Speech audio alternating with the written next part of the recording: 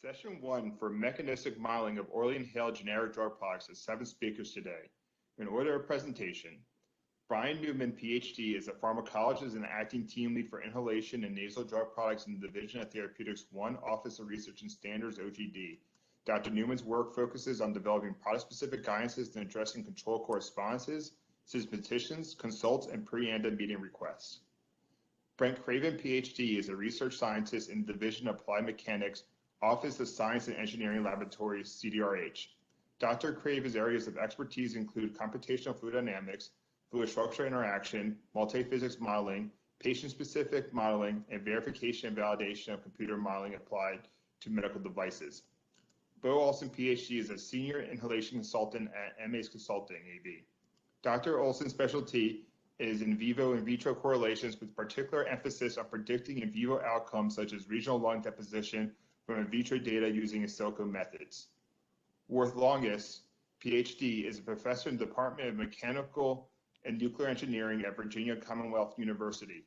Dr. Longest's current research at VCU centers on developing in vitro and computational fluid dynamics models to assess respiratory drug delivery and developing effective methods for targeting inhaled medications to and within the lungs. Roger Mohamed, PhD, has over 12 years experience in generic industry in the areas of product development, biostrategy, biopharmaceutics, and IVIVC for respiratory, oral, and injectable products on regulated and non-regulated markets. Dr. Mohamed currently is a IVIVC manager for respiratory and complex products at Sandoz. Ross Walenga, PhD, is a chemical engineer at the Division of Quantitative Methods and Modeling, Office of Research and Standards, OGD. Dr. Walenga research interests include computational fluid dynamics modeling of orally inhaled nasal, ophthalmic, and dermal drug products to answer questions pertaining to bioequivalence. Clare Butler, PhD, is the head of Global Inhalation IVIVC at Teva. Dr. Butler has a keen interest in advancing the application of IVIVC and mechanistic modeling for respiratory drug product development. The moderators of this session are Robert Lionberger, PhD, and Andrzej Przekwas, PhD. Dr. Lionberger is director of the Office of Research and Standards, OGD. Dr. Lionberger leads OGD's implementation of the GDUFA research and science and research commitments, including internal research activities and external research grants and collaborations to ensure the therapeutic equivalence of generic drug products. Dr. Przekwas is the CTO of CFD Research Corporation.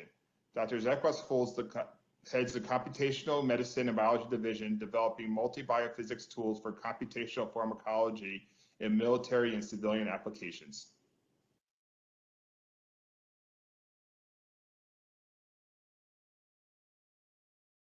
Good morning. My name is Bryan Newman, and today I will provide an overview of generic orally inhaled drug products, their complexity, and generic development. I will first briefly discuss the respiratory system, its diseases and treatments. Then I will cover how inhaled product complexity impacts generic development, as well as cover recent advancements and alternatives for establishing bioequivalence. The respiratory system could be divided into 3 regions: the upper or extrathoracic region that heats and humidifies the incoming air, the conducting or tracheobronchial region that facilitates air transport into the deeper lung regions and contains mechanisms for removing unwanted particles, and the alveolated or respiratory region that carries out gas exchange. Importantly, while gas exchange happens in the respiratory regions, both the conducting and respiratory regions can be the sites for drug absorption. There are many types of diseases that can impact the lungs. Obstructive diseases are some of the most common respiratory diseases and lead to increased airway resistance for the patient. The most common of these is asthma, characterized by a hyperresponsiveness and inflammation of the conducting airways, which can become constricted from hypertrophied smooth muscle, edema, and increased mucus production. Another well-known disease is chronic obstructive pulmonary disease. COPD patients can have chronic bronchitis, emphysema, or both, which primarily impact the small airways and alveolar spaces.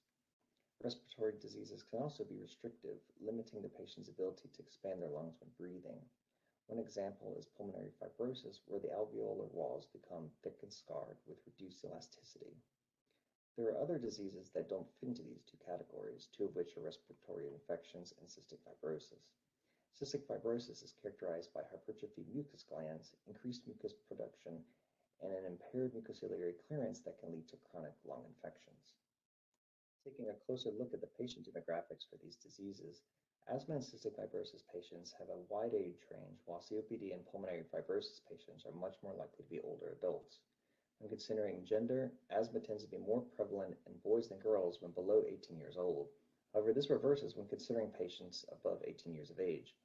COPD is generally more common in women, while pulmonary fibrosis is generally found more in men. And for cystic fibrosis, this disease has roughly equal prevalence in men and women. When considering the costs associated with these diseases, their impacts can be substantial, including from the high cost of medication, and as shown here for asthma and COPD, can be in the tens of billions of dollars annually. To treat respiratory diseases, the inhaled administration route is often preferred since it provides a way to directly deliver the medication to the lung sites of action. Directly administering the drug to the airways means the onset of action can be faster than with other treatments, and with smaller doses that will minimize unwanted side effects or drug loss through metabolism from the liver. These benefits also provide an advantage for delivering systemically acting medications. So while there are lots of obvious benefits to inhaled therapies, the challenges stem from achieving successful delivery to the lungs. This requires not just achieving an aerosol of the drug, but an aerosol with particle sizes within the respirable range, usually at or below 5 micron. Achieving adequate delivery with inhalation products for each patient population has led to the development of a wide design range of complex drug-device combination products, with some examples shown here that have unique dose administration processes and performance characteristics. Each product type shown here uses a different aerosolization process. Propellant-driven meter-dose inhalers have a quick aerosol delivery, while inhalation sprays work with the device to emit the aerosol more slowly over a longer duration. Inhaled solutions and suspensions depend on the nebulizer settings for how quickly the dose is administered, and for dry powder inhalers, the patient controls this process with their inhalation rate. The formulations differ between these products, which influences how the drug is ultimately deposited in the lungs. For MDIs, generally dry particles are believed to deposit, but this could also be dependent on the types of excipients used.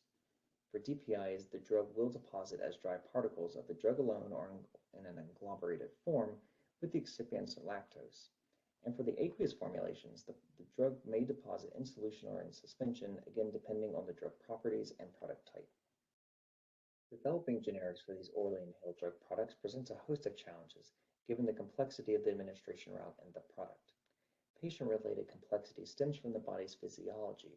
Successful treatment involves achieving adequate regional drug delivery to the sites of action in the lungs. However, measuring that regional drug delivery is often very difficult because conventional pharmacokinetic approaches lie downstream of the sites of action, which raises the question on how well PK metrics obtained from blood sampling will correlate to the local drug concentration. The previous slide helped to demonstrate the wide range of delivery systems available for therapy, each presenting its own developmental challenges, including the level of coordination with the patient that's needed to achieve successful dose administration.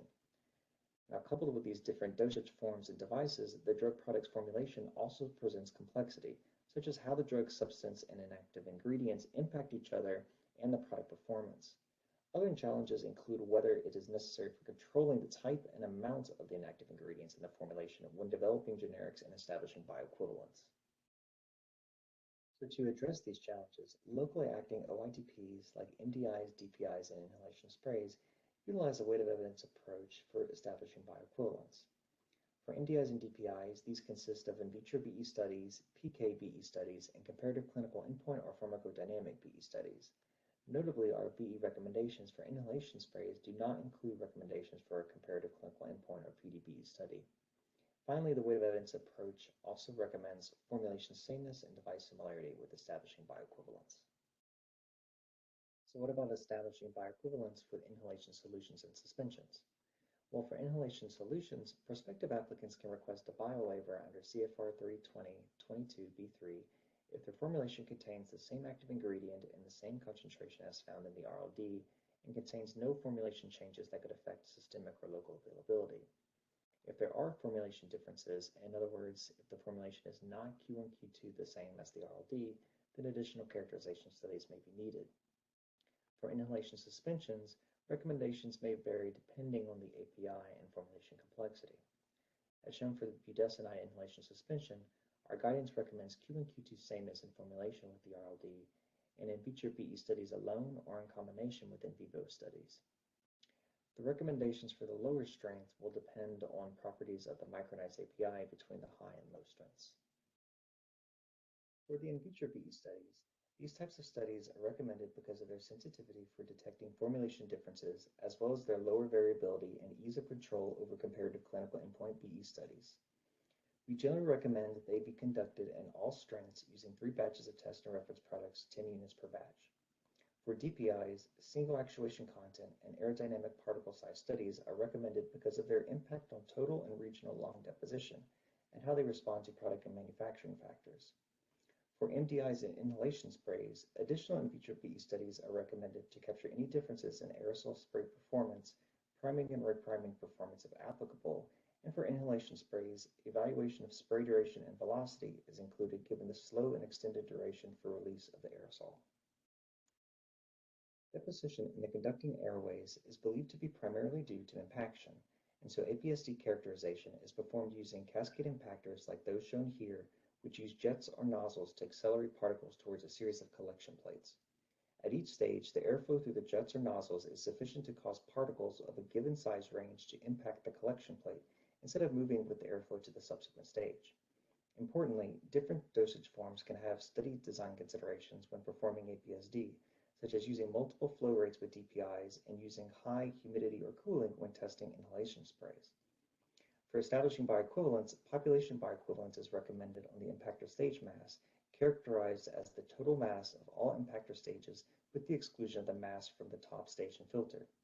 Additionally, other APSD parameters can be obtained from the data, such as mass median aerodynamic diameter, geometric standard deviation, and fine particle mass that represents the particles with an aerodynamic particle size less than 5 micron.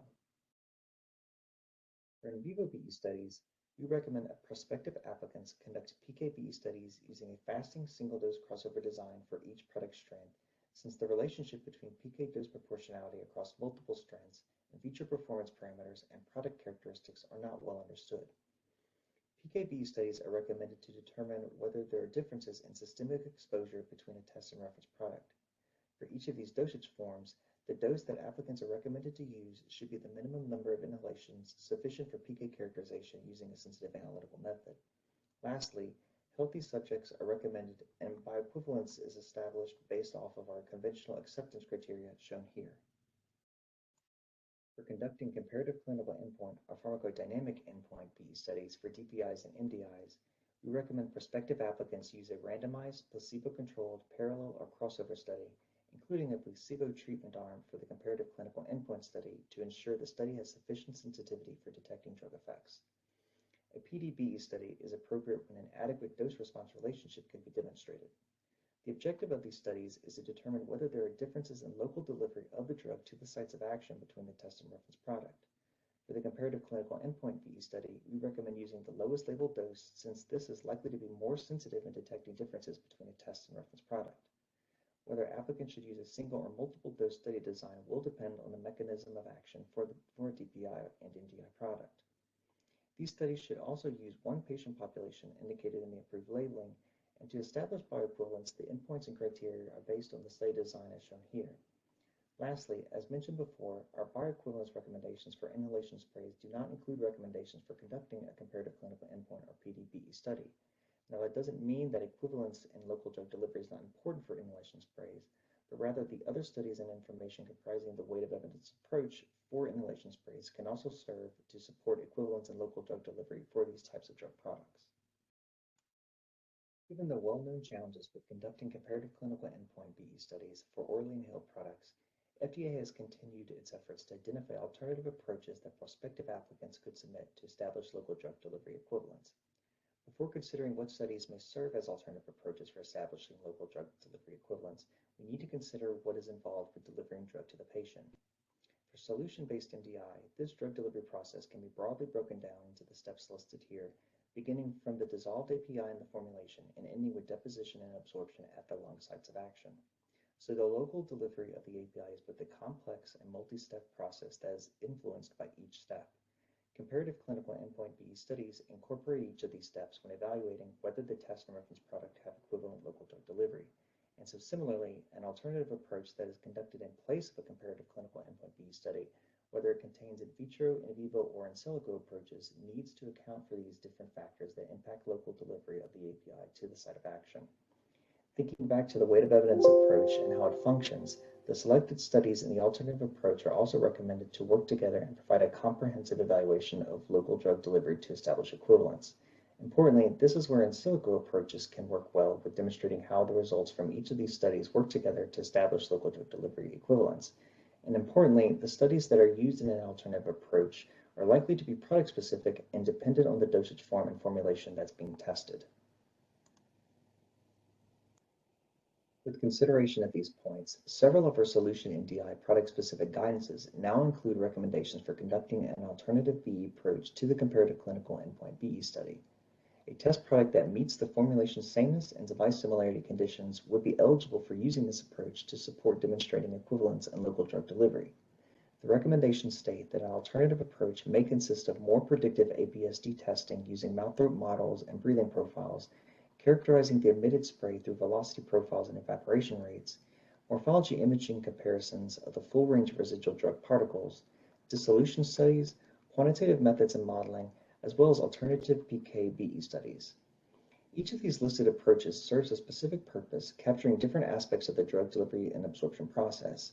And as stated earlier, the use of modeling and simulation can help with bringing these studies together into a cohesive set of data that can support equivalence and local drug delivery between test and reference solution-based MDI.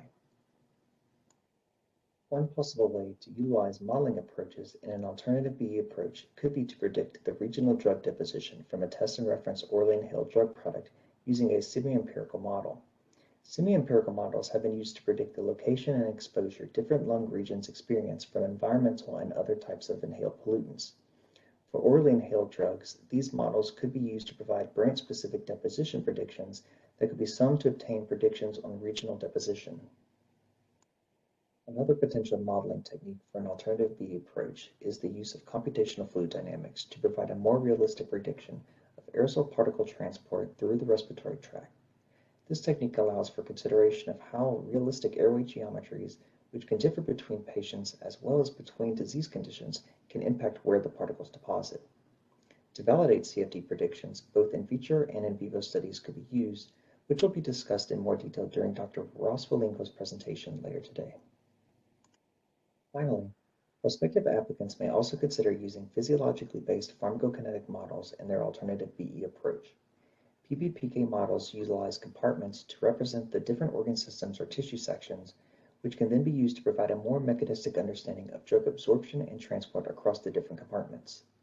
For orally inhaled drug products, PBPK modeling provides a way for predicting both local and systemic PK and can include multiple processes impacting local drug concentration, such as drug dissolution through the mucus layer, its absorption into the lung tissue, any metabolism in the lungs, and its subsequent absorption into the systemic circulation. For validation, PBPK models can use in vivo PK study data, which will be discussed in more detail in later presentations. So in conclusion, respiratory diseases can impact a wide range of the lung physiology and pose a significant health and economic burden for patients. Orally inhaled drug products are complex drug-device combination products that can be challenging for generic development. To establish BE for locally acting OITPs, the weight of evidence approach is recommended and consists of in vitro and in vivo studies, along with formulation sameness and device similarity. Given the challenges with comparative clinical endpoint and PD studies, FDA has provided recommendations for alternative approaches for locally acting solution-based MDIs. And as part of these alternative approaches, in silico methods may provide a better way to understand the relationship between regional deposition and absorption, as well as between results from in vitro and in vivo BE studies. And with that, I would like to thank all those that have contributed to FDA's recommendations and scientific understanding for orally inhaled drug products, and thank you for your attention.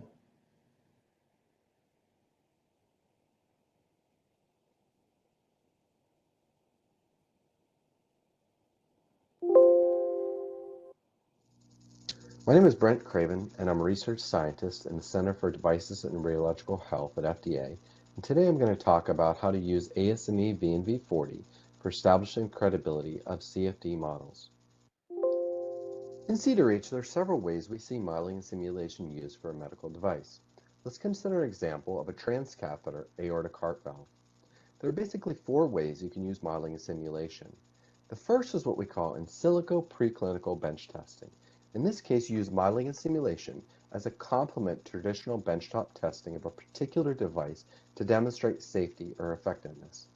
The second use of modeling and simulation is for an in silico clinical trial.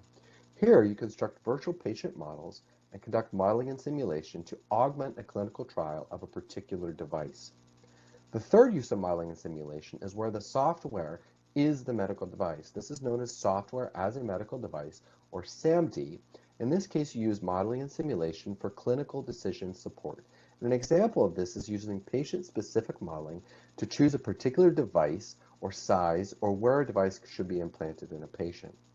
And the fourth use of modeling and simulation is a new regulatory pathway in CDRH known as the Medical Device Development Tool, or MDDT. Here, modeling and simulation can be a platform that's qualified as a non-clinical assessment model for predicting a specific device performance metric for a class of devices. There are three guidance documents and standards we use in reviewing modeling and simulation medical devices in CDRH. The first is the FDA reporting guidance for computational modeling that basically lays out the format and what data include in regulatory submissions. The second is the ASME V&V 40 standard that I'll be discussing today. And the third is the FDA guidance for software as a medical device. ASME V&V 40 is an FDA-recognized standard that lays out a risk-informed framework for assessing the credibility of modeling and simulation. It's inspired by a similar NASA standard from 2008. And just for clarity, when I talk about credibility, what I mean is trust in the predictive capability of a computer model for specific application. And it's important to note that V&V 40 is founded on the principle that the level of credibility of a computational model must be commensurate with the risk incurred by using a model to support a decision. For example, if you want to use modeling and simulation to make a very high-risk decision that has the potential to cause significant harm to a patient, the modeling and simulation must be shown to be highly credible. And how do you do that? Well, you demonstrate model credibility through verification, validation, and uncertainty quantification. The V&V 40 framework combines traditional verification, validation, and uncertainty quantification activities, things like code verification, mesh refinement studies, validation by comparing with experiments, with risk-based credibility assessment for decision-making. Here I'm just going to provide an overview of the framework and the overall process. So the first thing we do in the framework is to define the question of interest. The question of interest is basically, I'll go over this more here in a couple slides, basically laying out the overall decision that needs to be made. The next step is to define the context of use of the model. Exactly how will modeling and simulation be used to answer this question of interest? Then we perform a model risk analysis. Basically, this looks at how much risk is incurred by using the model to answer this question of interest. Then we plan what verification, validation, and certain quantification activities we're going to do, and we set credibility goals for each of those activities. We then go on and perform our different BVQ activities. This typically includes performing experiments. We construct our physical model. We'll characterize the physical model by measuring the geometry, the dimensions, the material properties, and then we'll go on and perform our experiments. All along this process, there are different things we can do to acquire uncertainty information as part of uncertainty quantification. We can measure the geometric variability of our specimens. We can perform multiple measurements and characterize the repeatability and uncertainty in the experiments themselves. We then go off and perform our simulations. Ideally, we define our mathematical model and perform code verification of the model to make sure that it's actually implemented correctly in the code. We then construct our computational model, perform solution verification, things like a mesh refinement study to make sure that our solutions are accurate, and then we perform our simulations. This can include performing multiple simulations or non-deterministic simulations to quantify uncertainty. We then do validation. When I talk about doing validation, I mean a direct comparison with real-world data, in this case, experiments. So there's a number of ways you can perform this comparison between computations and experiments.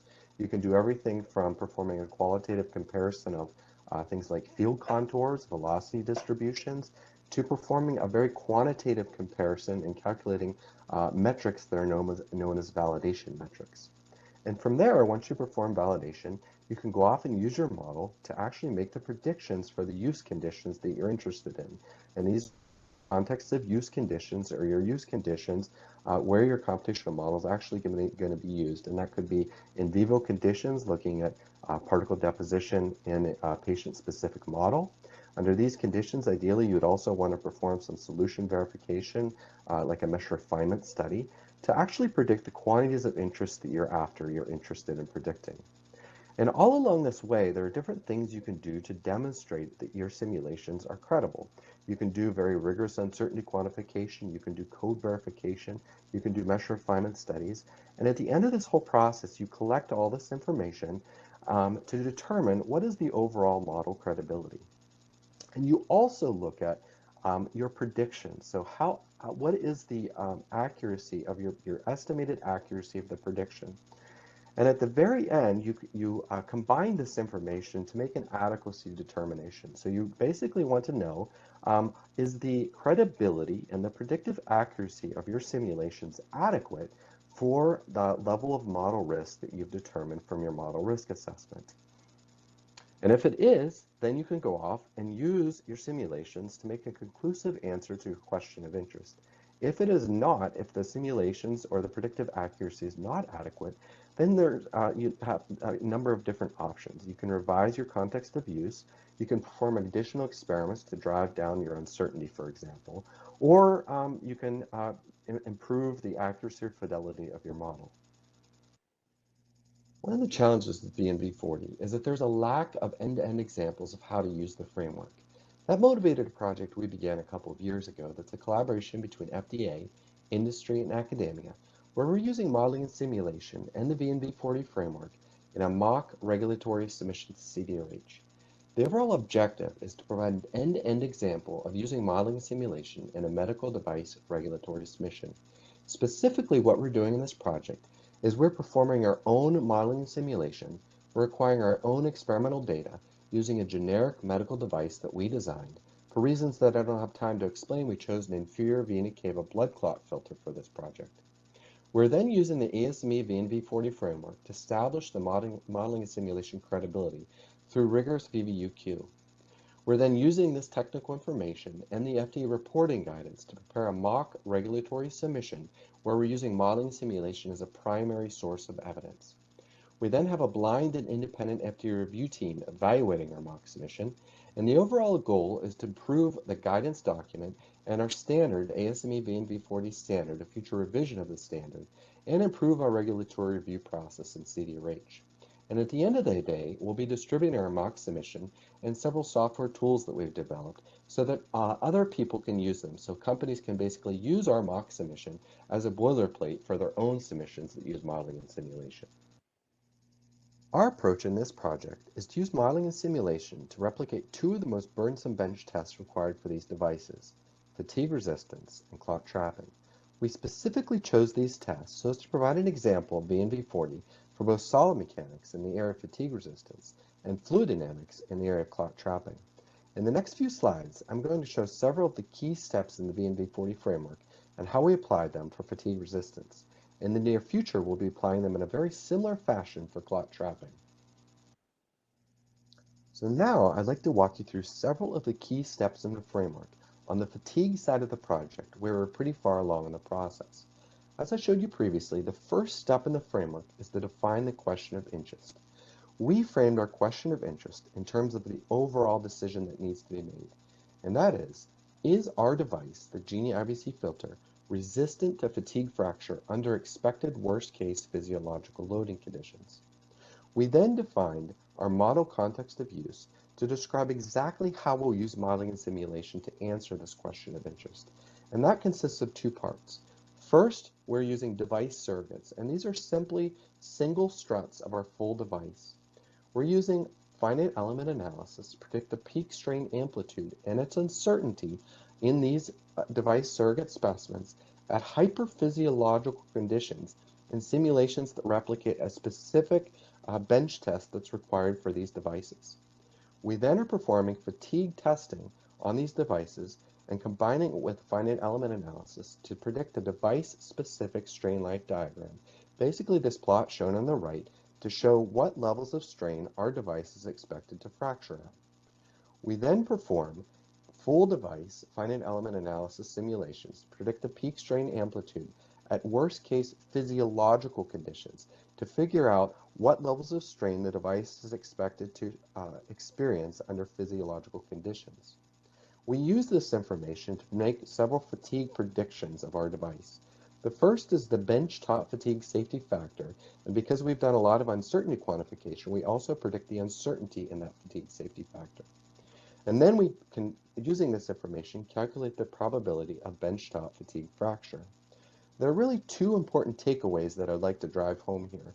The first is that when we formulated a question of interest, we found that it was very beneficial to put it in terms of the overall decision that is to be made. So whenever you go through the framework and look at the risk assessment, which we will hear on the next slide, it's much easier if you define your question of interest in terms of a decision. The second important takeaway is that for the model context of use, it's important to be as specific as possible in how you're going to use modeling and simulation to answer this question of interest. The next key step in the framework is the model risk assessment. From VMV40, model risk considers two factors. The first is model influence. This is the influence of the model relative to other sources of data in making the decision. The second is the decision consequence. Here you consider the potential outcome of an incorrect overall decision. When we considered model influence for fatigue, we noted that modeling and simulation does have a significant influence on the decision, but it is not the only source of evidence. We're also relying on experimental fatigue data. So we're not doing a first principles only based approach of modeling and simulation to try to predict fatigue. We're also using some experimental data. For that reason, we assessed our model influence as being medium-high. Now for decision consequence, this can be very subjective part of the framework. So we had to take an approach and try to be very rigorous with it. So in assessing the decision consequence, we consider what is the potential outcome of an incorrect overall decision.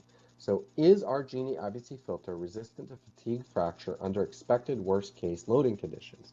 So what's the potential outcome if we really mess up the design of our device and that decision concerning that fatigue resistance is not correct?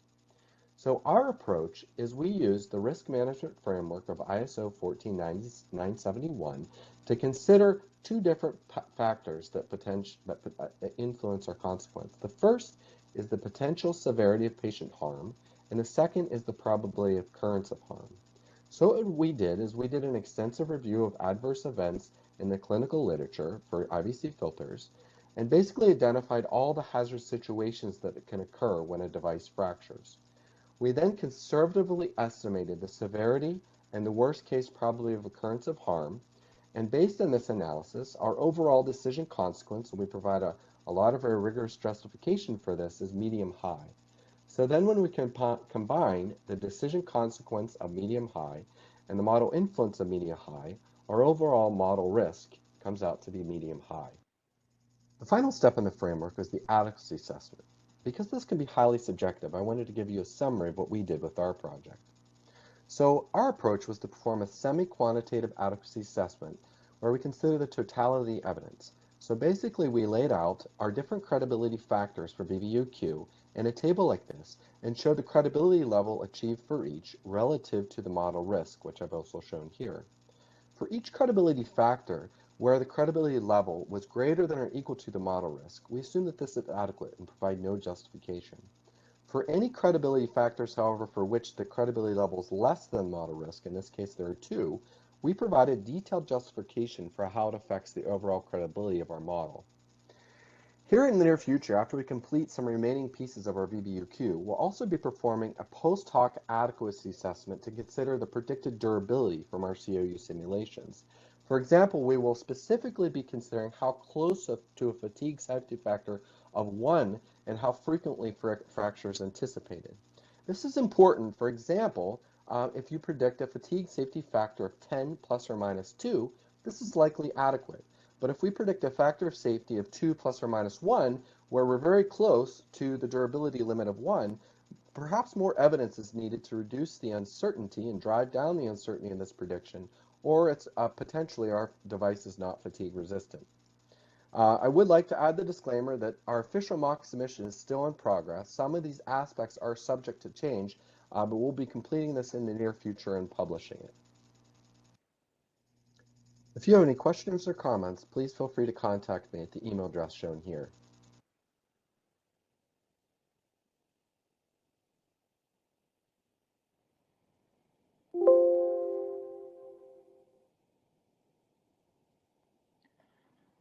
Good afternoon. My name is Olsson, and today I will talk about validation of computational prediction of regional lung deposition. I am a consultant for MS Consulting AB in Lund, Sweden. I consult for many companies on inhalation science, mostly regarding in vivo in vitro relationships. I am also the author and owner of the Mimeticus Preludium simulation software, which I have used for the validation exercises I will discuss today. So, computer models of lung deposition are important for predicting and understanding clinical studies, and also for facilitating inhalation product development. Validation of such models is challenging, since generational in vivo data is nowhere to be found. Hence, validation must be indirect, since no direct records to compare with exist. This means that either in vivo data or in silico predictions must be transformed for them to become comparable. And to clarify, with generational, I mean data for deposition in each of the 23 or so airway generations that make up the lung, whether the model is 1D, 2D, or 3-dimensional. Today I will talk about two validation approaches: use of planar scintigraphy and use of PK data. Planar scintigraphy is the most common type of in vivo data addressing lung deposition. It provides images where each projected region of interest contains a mixture of airway generations. Hence, one cannot directly compare, say, predicted deposition in generations 1 to 8 with the activity recorded in the central region of the image, simply because the image region also depicts overlaying intermediate and peripheral airways. PK is a biomarker downstream the lung, and thus more indirect. Absorption rate or extent must be different in different regions of the lung for this to be useful. And use of PK data, of course, requires a mechanistic model for absorption from the lung. As said, each region of interest captures activity in a mixture of airway generations. It is not possible to translate region of interest activity to generational deposition. This would be going from fuzzy to detailed. But it is possible to translate generational deposition to region of interest activity, going from detailed to fuzzy, if there is a translation map. Fortunately, Schroeter et al. Published such a map in 2005 based on a 2D projection of a 3D mathematical model of the lung. For example, according to the map, generation 10 will be depicted to 19% in the central, to 44% in the intermediate, and to 37% in the peripheral region. Or, slicing the other way around, the central region will depict, for example, 50% of the deposition in generation 3, 19% of generation 10, and 18% of the peripheral generations. This essentially downgrades generational deposition to a blurred image, but brings the huge benefit of making captured and computed regions of interest comparable, apple to apple. The Mimeticus Preludium software uses 1D typical path semi-mechanistic algorithms to compute generational deposition, with inputs like particle size distribution, lung morphology, possibly affected by disease, aerosol transport, and breathing pattern. The output is generational deposition and, if requested, deposition in regions of interest using the Schrato map. For validation, we considered all papers from Steve Newman and co-workers between 1981 and 2007, as collated by Andrew Clark. We retained those with sufficient information and technique to allow reliable in silico predictions and where in vitro and in vivo conditions were similar. Most importantly, where mouth-throat deposition could be estimated and where impactor flow rate and inspiratory flow were similar. This left 18 study legs, all comprising DPIs. Mouth-throat deposition, total lung deposition, and mapped central, intermediate, and peripheral fractions were computed in Preludium and compared to corresponding in vivo measures. For mouth-throat deposition and total lung deposition, in silico and in vivo measures correlated with high significance and with an almost one-to-one relation over a wide range. The 95% regression confidence intervals included zero intercept and a slope of unity. The results for regions of interest and the ratio of peripheral over central regions of interest, P over C, were significantly correlated, but the in silico predicted central deposition was somewhat lower than in vivo. The intermediate region was somewhat overpredicted, and this together resulted in a close fit of the peripheral region, with only a slight overprediction. From Schrauter's map, the possible in silico range of P over C is 0 to 2.4.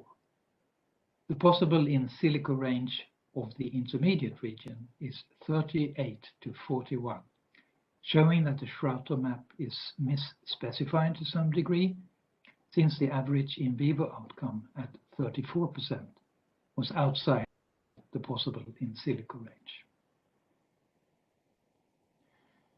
Using an unbiased large collection of in vivo DPI deposition and one example of a generation to region of interest mapping, we conclude that in silico predicted mouth, throat, and total lung deposition was highly correlated to in vivo outcome with no significant bias.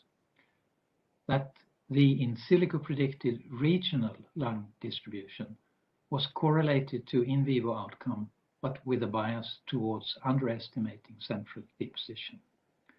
The results for the intermediate region indicate that the regional bias is due to a misspecification in the Schrauter mapping, but we cannot rule out that the Weibull morphological lung model used in Preludium may also be misspecified to some degree. However, not using a translational map is not a viable option.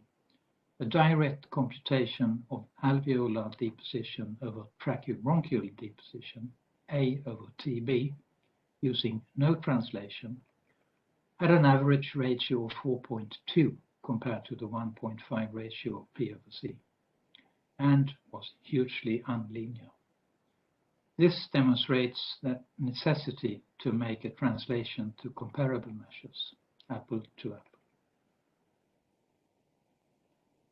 Moving to the PK example for validation, remember that PK is downstream lung deposition, which means that it requires a mechanistic model of pulmonary processes and a systemic model, and significantly more input parameters and assumptions than for modeling just deposition.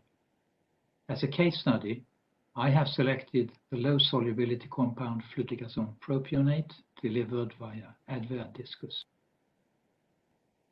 The main reason for selecting Advair discus is that H.G.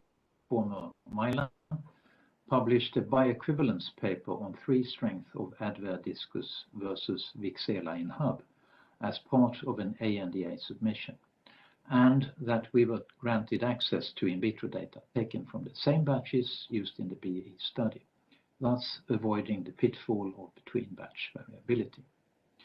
The three strengths had very similar particle size distribution as seen in the left panel. The dissolution profiles, on the other hand, were quite different, right panel. The NGI data, together with plausible healthy volunteer morphometry and inhalation maneuver, were used to calculate total and regional deposition, left panel, which, given the NGI data, unsurprisingly were very similar. Dissolution profiles, together with solubility, were used to calculate the model parameters apparent volume median diameter, which increased with strength, and apparent geometrical standard deviation, which decreased with strength, right panel. The similarity in lung deposition was manifested in a near constant dose normalized AUCT, and the differences in dissolution kinetics was manifested in trending Cmax and curve shape with strength. There was an excellent agreement between observed points and simulated PK lines, which we take as a demonstration of successful validation of the in silico model. Does this also show that the deposition model is valid? A sensitivity analysis may address this question. So, the simulated central deposition was changed by adding or subtracting to or from the peripheral deposition. And the resulting changes in AUCT, Cmax, and peripheral deposition show that the changes are pronounced and proportional to the changes in central deposition, and also that the changes in AUCT and Cmax closely follow the changes in peripheral deposition, as shown by the near overlay of the curves. The interpretation is that the Cmax changes are mainly due to a more rapid absorption from the periphery than from the central airways, and that the changes in AUCT are mainly due to loss by mucociliary clearance from the central but not from the peripheral airway depositions. The successful validation of the PK model thus indicates that both the deposition and the dissolution models are valid. I conclude that the validity of mapping generational deposition to 2D scintigraphic regions of interest has been demonstrated. That the 2005 Schrato map can probably be improved by using novel space-filling algorithms to construct a 3D lung model, especially together with new CT data on central airway morphometry, and that the direct comparison of generational deposition to scintigraphic regions of interest is an invalid approach. Further, for low solubility compounds like FP, dissolution may be rate limiting for absorption from the lung, and that this was successfully modeled for 3 strength of adver discus using appropriate parameterization, and that the sensitivity analysis demonstrated the pronounced influence of regional distribution on PK output, indicating the validity of the deposition and dissolution models as well. Thank you for listening.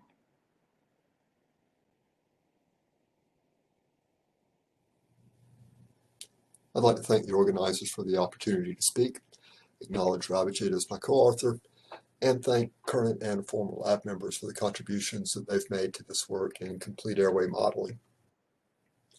This slide shows that the models that we have available for complete airway deposition reside on a spectrum of complexity. At the far left end, we have algebraic whole lung models, which are relative to implement, run, and understand. But sometimes the algebraic whole lung models struggle with the complexity of the physics related to pharmaceutical aerosols. At the other end of the spectrum, we have complete airway CFD, which we'll be discussing today. A strength here is that it takes a first principles approach, but then, which makes it more general, but then the primary weakness is that it can be difficult to apply and validate. This slide gives a bit of background information on CFD predictions. particularly for pharmaceutical aerosols and airway geometries. CFD at the core breaks down transport equations within the flow field into individual voxels or control volumes. Within those voxels, the transport equations are solved, one set of equation per voxel, and this creates a matrix of equations which are solved on an iterative approach. Our lab's done extensive work on establishing best practices for simulating pharmaceutical aerosols within respiratory airways. We've got a number of publications on this topic. And recently we've shown that polyhedral meshes do a good job comparable to the gold standard of hex meshes.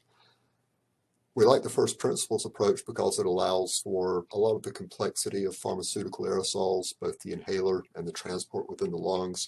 So we can capture things like jet and spray momentum from dry powder inhalers, meter dose inhalers, turbulence, which is very hard to simulate, and the turbulent dispersion of the discrete phase, as well as the complexity of MDI sprays, moving airway walls, particle charge, and transient effects.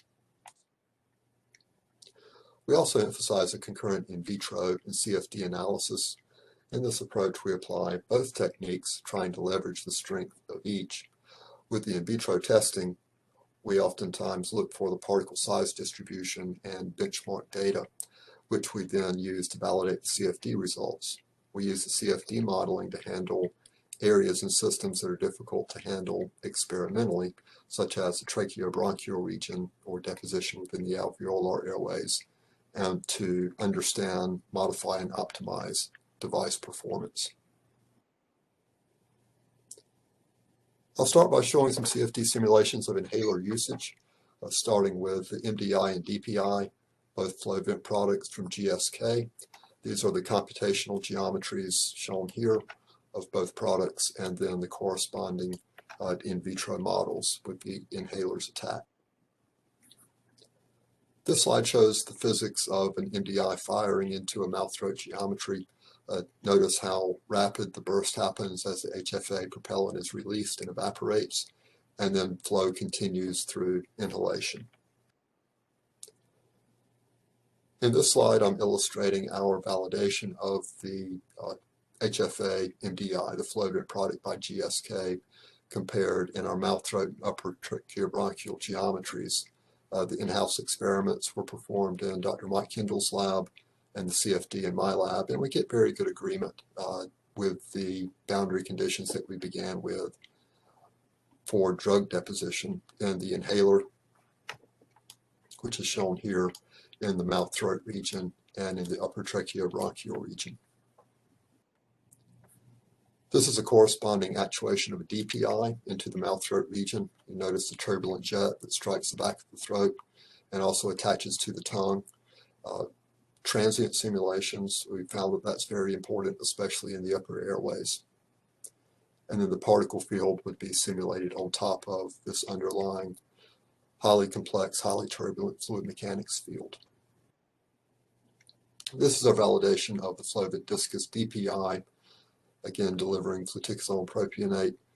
When we simulated this in steady state, meaning we didn't take into account the transient or time-dependent effects, we didn't have a very good validation, especially when we looked at these numbers on a relative basis. But when we moved to the square waveform that was used in the experiments to actuate the DPI, we got much better agreement in the upper tracheobronchial region and in the mouth throat. My group's been working extensively on developing complete airway CFD models, so going beyond B3 that was just shown in the previous simulations. And we break the tracheobronchial region down into individual stochastic pathways, or stochastic individual pathways, the SIP modeling approach.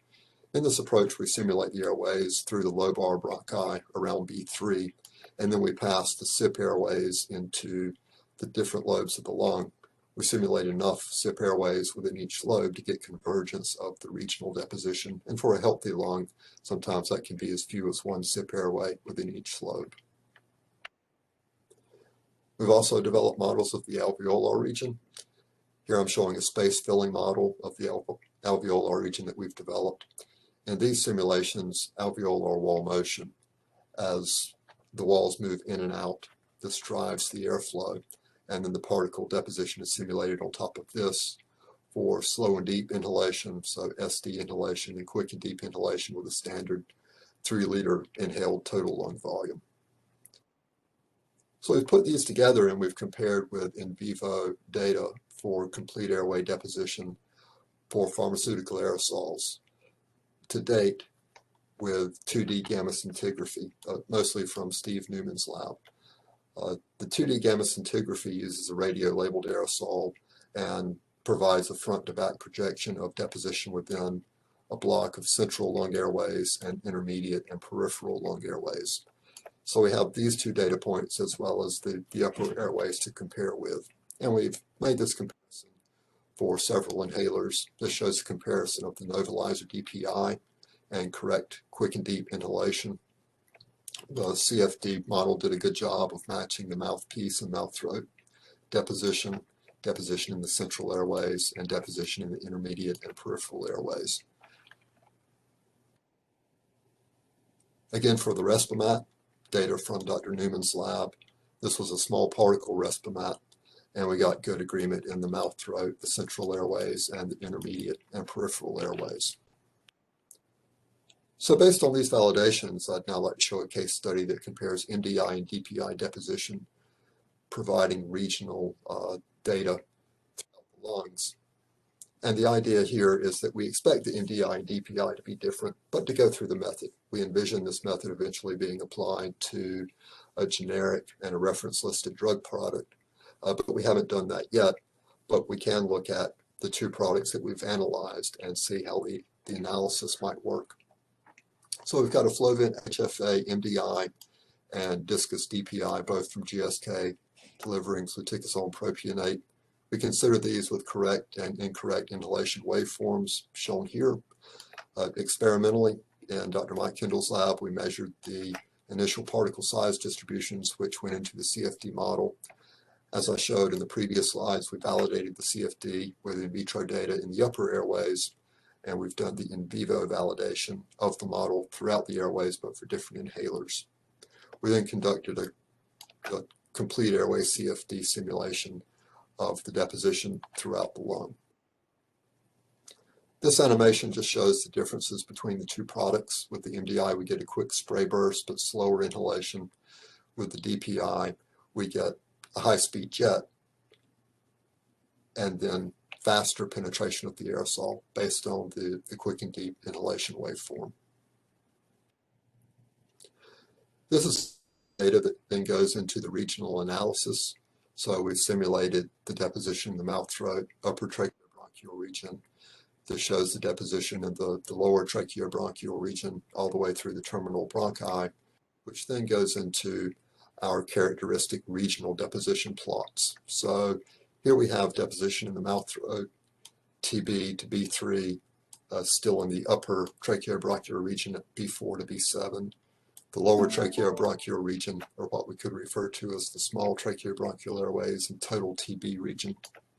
And we can see these relative differences as they start to appear. For example, the MDI delivers 2 times more drug to the trachea in B3 region, and the DPI delivers 2 times more drug to the B4 to B7 region. So the DPI starts to look like it might deliver more drug to the lower tracheobronchial airways, but then we notice with incorrect inhalation, the DPI tracheobronchial dose decreases by a factor of 2. On this slide, I compared the deposition fraction in each region as we broke down on the previous slide between the MDI and DPI and looked at the relative differences as we might apply one of these models if we were doing a bioequivalence analysis. And we see high relative differences as we would expect. But surprisingly, the total tracheobronchial delivery was similar, so only a 3.4% difference, relative difference between the MDI and DPI. So I think this really points to breaking the deposition down within these different regions as we've done. We can also look at different inhalation waveforms as we did in this analysis and different subject characteristics, a range of subjects so that we can start to add variance to this and look at a more statistically based equivalence determination. We've recently been shifting to open source software. We like open source software because it's freely available and modifiable. We've been making progress with this. This shows our current in vivo versus CFD comparison for the novelizer. We're currently close to the previous simulations that we had with the commercial software, and we're improving our methods with this all the time. We've also progressed to transient inhalations with the open source software. So we hope to, in the future, emphasize improving our models with this open source software, moving to 3D validations with CT gamma spec, and creating a website where we can share this open source code and others can more easily follow our methods. This slide gives some thoughts on different ways we can apply the CFD predictions to regional lung deposition that may be useful. I see this as there being four primary options.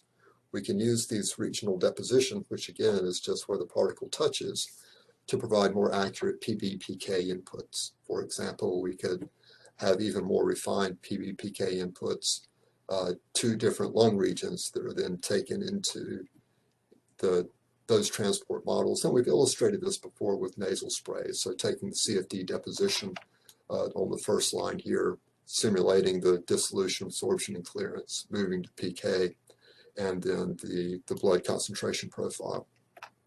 I also like the idea of combining the deposition with additional simulations for DAC as dissolution, absorption, and clearance for predicting tissue dose. So remember, in bioequivalence definition, we want the local concentration, the local dose, the tissue dose. With initial deposition, we're not there, but we can do additional simulations, as I'll show in a second, to get the tissue dose. I also like the regional deposition just as a standalone metric. It could be combined with a separate standalone metric for dissolution, and there's some good in vitro methods developed by FDA for dissolution and absorption, and then compare the different standalone endpoints. And another advantage of the current deposition is that we can use it to better understand the current FDA in vitro metrics and the impact that they have on deposition and absorption within the lungs. So here I'm showing a sample correlation that we could provide that looks at the percent difference in, say, aerodynamic particle size distribution with the percent difference in regional deposition. This slide shows our dissolution, absorption, and clearance model. So we start with deposition from the complete airway simulations that I've shown, and then we took that down to G13, and we looked at individual particles from the Flovent, HFA, MDI, how those dissolve and are absorbed within the airways. So this was an analysis of a single branch, but it gives us some understanding of how the drug dissolves and is absorbed, and can give us the tissue dose. This animation shows individual particles moving as the airway expands and contracts during respiration, accelerated in time. And the bottom panel here shows the absorption of drug within sets of 4 epithelial cells apiece. So our finding here was that, including the dissolution, absorption, and clearance model, we were able to simulate the percentage of cells based on particle size, solubility of the drug, and absorption within the respiratory airways that actually received drug in this branch. Surprising, it was only 1.7% of cells received 99% of the dose. So it's a very low treatment percentage, but a powerful approach of the model to really get to tissue dose, if that's the right. So in conclusion, we found that good CFD of pharmaceutical aerosols in the respiratory airways requires very good in vitro data. We like initial particle size distributions measured experimentally, as well as benchmark deposition data for validating the simulations in different airway regions. Our current agreement with regional in vivo data is very good for our commercial programs, which are enhanced with user-defined functions, and they're also looking good for our new open source software applications. This is with 2D gamma scintigraphy. We're looking to improve that to 3D gamma spec and to move again to more open source CFD software. I hope my take-home message today is the different ways, that these primary 4 different ways that regional deposition can be applied to bioequivalence determination. So first, more accurate PBPK inputs. Second, combination with dissolution, absorption, and clearance modeling to better determine tissue dose, which this local site of action, the dose of that local site of action is in the bioequivalence definition as a standalone metric together with other standalone metrics like in vitro tests for dissolution, which have been developed through FDA funding by other researchers, and to establish correlations between current in vitro test metrics and regional deposition, so we better understand the range that those test metrics can have and the resulting impact on regional deposition within the airways. And I'd like to gratefully acknowledge funding from the US FDA and NIH for this work. Thank you very much for your attention.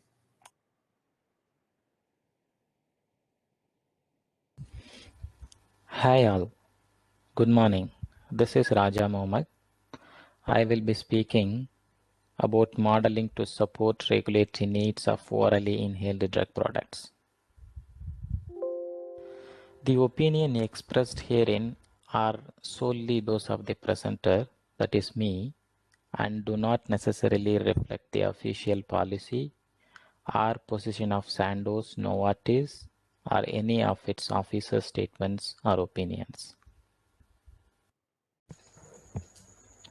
I will be speaking about FDA's weight of evidence approach and some of the challenges, how modeling in combination with in vitro measurements can be used as an alternative tool, and some of the critical factors to be considered of OADPs during model development. Some in vitro based in silico approaches and some examples of PBPK, semi-mechanistic modeling approaches, which are already used for the internal decision making, and also on some of the examples of deposition modeling to understand the formulation differences and dissolution modeling to help understand local and systemic exposure of drugs. From the image, we can understand the complexity of absorption of any inhaled product. Systemic PK of inhaled product can be a combination of pulmonary PK and oral or buccal PK. It depends upon oral or buccal bioavailability of the drug. Pulmonary PK contributed by central and peripheral lung concentrations. Apart from this, there are clearance happening from mucociliary and resident macrophage along with pulmonary metabolic clearance, which might also impact bioavailability. To prove bioequivalence, FDA suggests weight of evidence approach. The expectation from weight of evidence approach from any generic sponsor is to have device and formulation equivalence, comparative in vitro equivalence, comparative PK equivalence, along with comparative pharmacodynamic or clinical bioequivalence for the approval. Bar diagram in the right side is a brief representation of product-specific guidances published based on weight of evidence approach.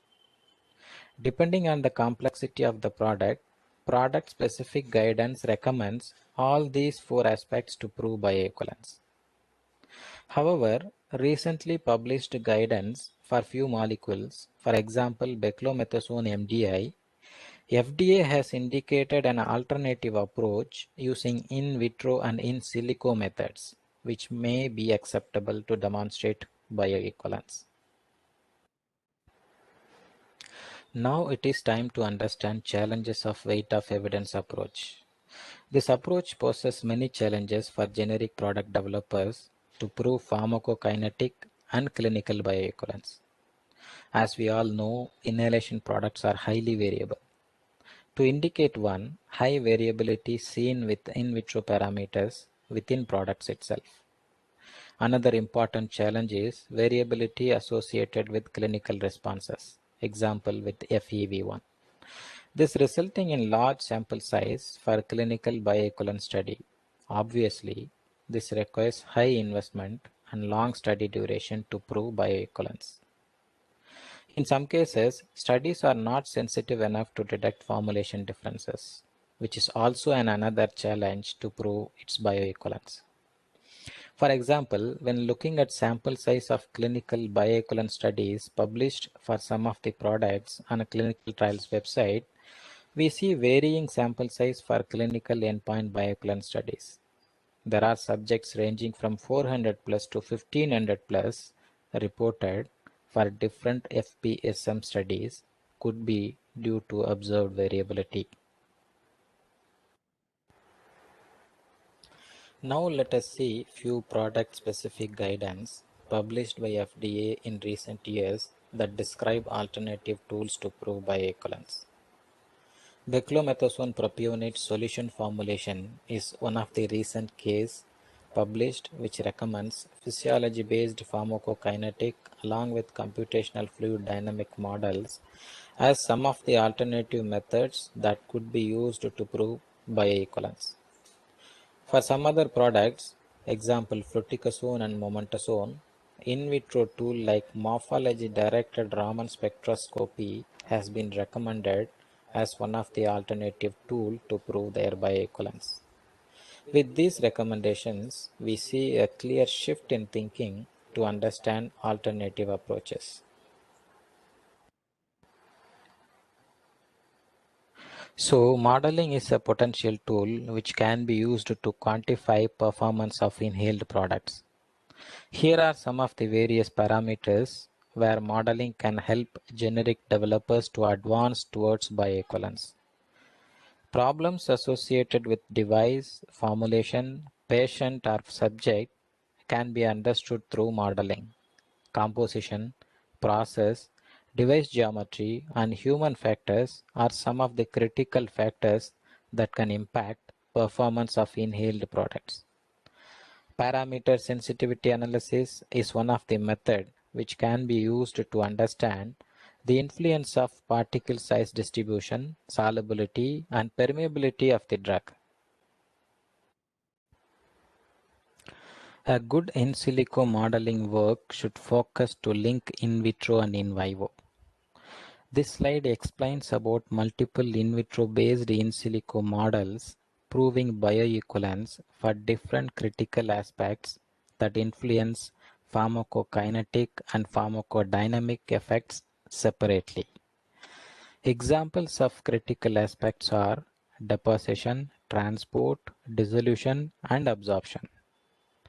The findings have to be complemented with results from clinical pharmacokinetic or pharmacodynamic studies in case the absorption process cannot be further qualified with any of the in vitro or in silico tools. Individual model and clinical studies need to show equivalence to prove product bioequivalence. This slide explains extended version of the previous approach, that is, integrated model where all the process involved in deposition, disposition, and absorption of the drug along with in vitro, device, and physiological factors are put together to inform the model. This would help understanding local and systemic drug concentrations simultaneously. This kind of model still needs input from clinical intravenous studies to characterize systemic disposition and elimination process. Further, it may probably need a clinical pharmacokinetic study to specify or confirm absorption parameters. Nevertheless, once the integrated model has proven to be accurate and discriminative, the model can answer a number of clinical questions and has the potential to replace certain clinical studies. In next few slides, we would see some of the examples where physiology-based pharmacokinetic, mechanistic, biophysical, and dissolution models have been used in internal decision-making of inhaled drug product development. Here in this example, a PBPK model is developed using a reported aerodynamic particle size distribution profile of RLD to predict central and peripheral drug deposition of soluble drug salbutamol sulfate.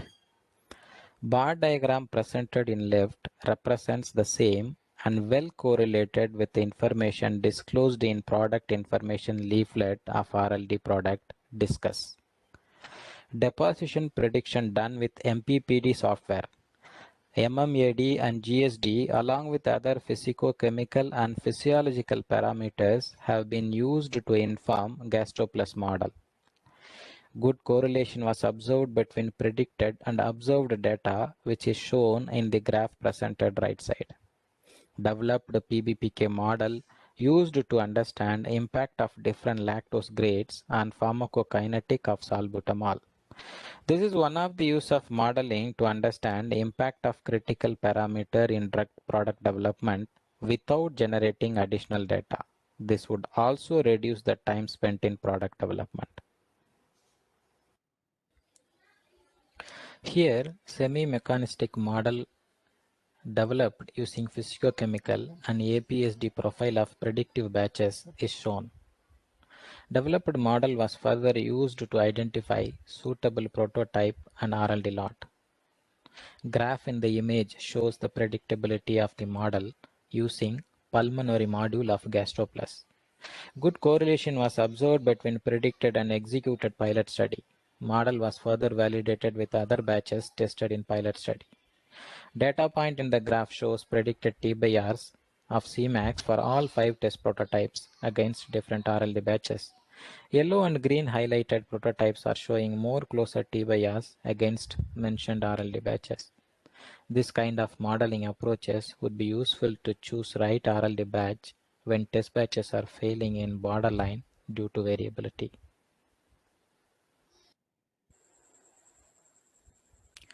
In the triple combination therapy, acetate salt of indacaterol was used instead of the malate salt to avoid post-inhalation coughing observed in some asthmatic patients.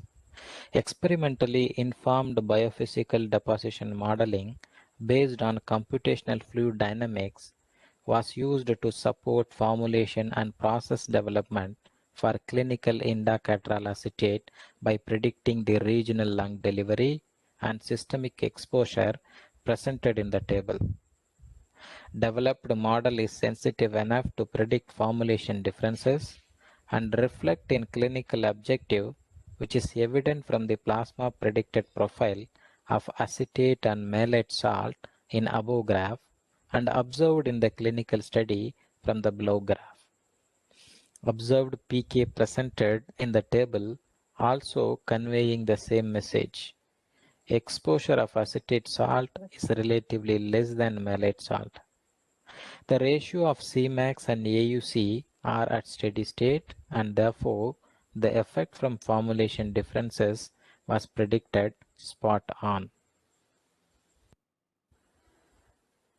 In past decades, a number of physiological tests have been developed accounting for more realistic airway geometries and physiological inhalation profiles. Complementary modeling efforts using computational fluid dynamics have increased accuracy since the early days and are now valid tools to support the product design. Here are few of the examples presented with mouth-throat models, inhalation profile modeling, as well as the airway geometry modeling. Here in this example, modeling of dissolution is used to understand local and systemic exposure of fluticasone propionate, one of the low-soluble drug. APSD profile presented in the slide did not differentiate much between different adware strengths. However, actual and predicted dissolution profiles presented in image B were in line and differentiates different strengths of adware. PK and lung targeting are expected to respond to change in dissolution rate and solubility for a poorly soluble inhaled drug like fluticasone propionate. Developed model also estimates free bronchiolar and systemic concentration for different apparent volume mean diameter ranging from 3 to 7 micron, which is depicted in the image C and D. This indicates a dissolution could be one of the critical attributes which defines the local and systemic drug concentration. So exploring dissolution could become complement and potentially an alternative to PK/PD studies.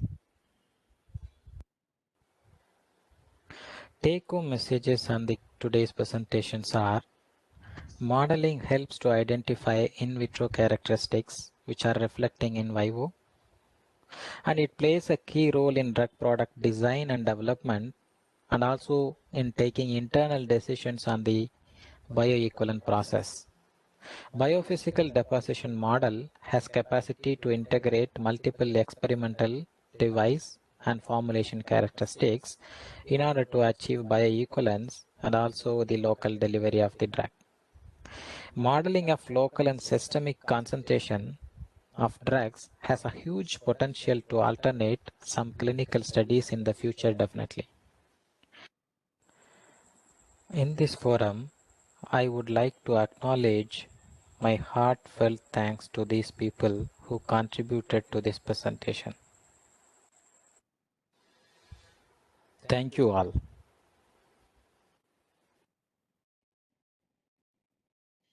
Good morning. My name is Walenga, and I'm a chemical engineer in the Division of Quantitative Methods and Modeling within the Office of Research and Standards and the Office of Generic Drugs at CDER FDA. This morning, I'll be speaking to you about abbreviated New Drug Application, or ANDA, and pre-ANDA experience with orally inhaled drug product, or OIDP modeling. I have a brief disclaimer. This presentation reflects my views and should not be construed to represent FDA's views or policies.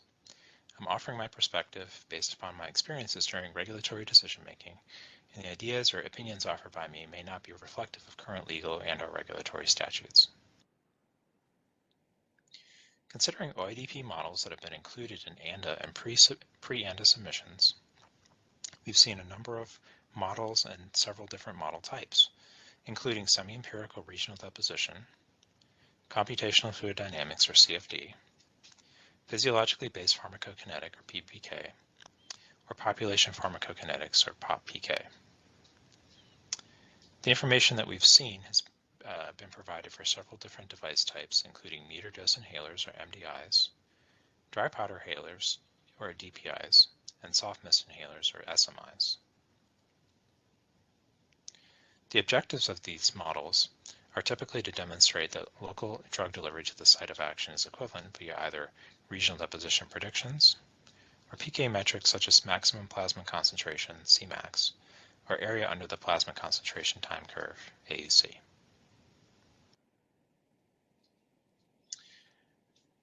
While these models may be useful, we've seen that there have been several common areas for improvement that we'd like to comment on, especially if you are in industry and may be using these models for your purposes, such as for demonstrating bioequivalence.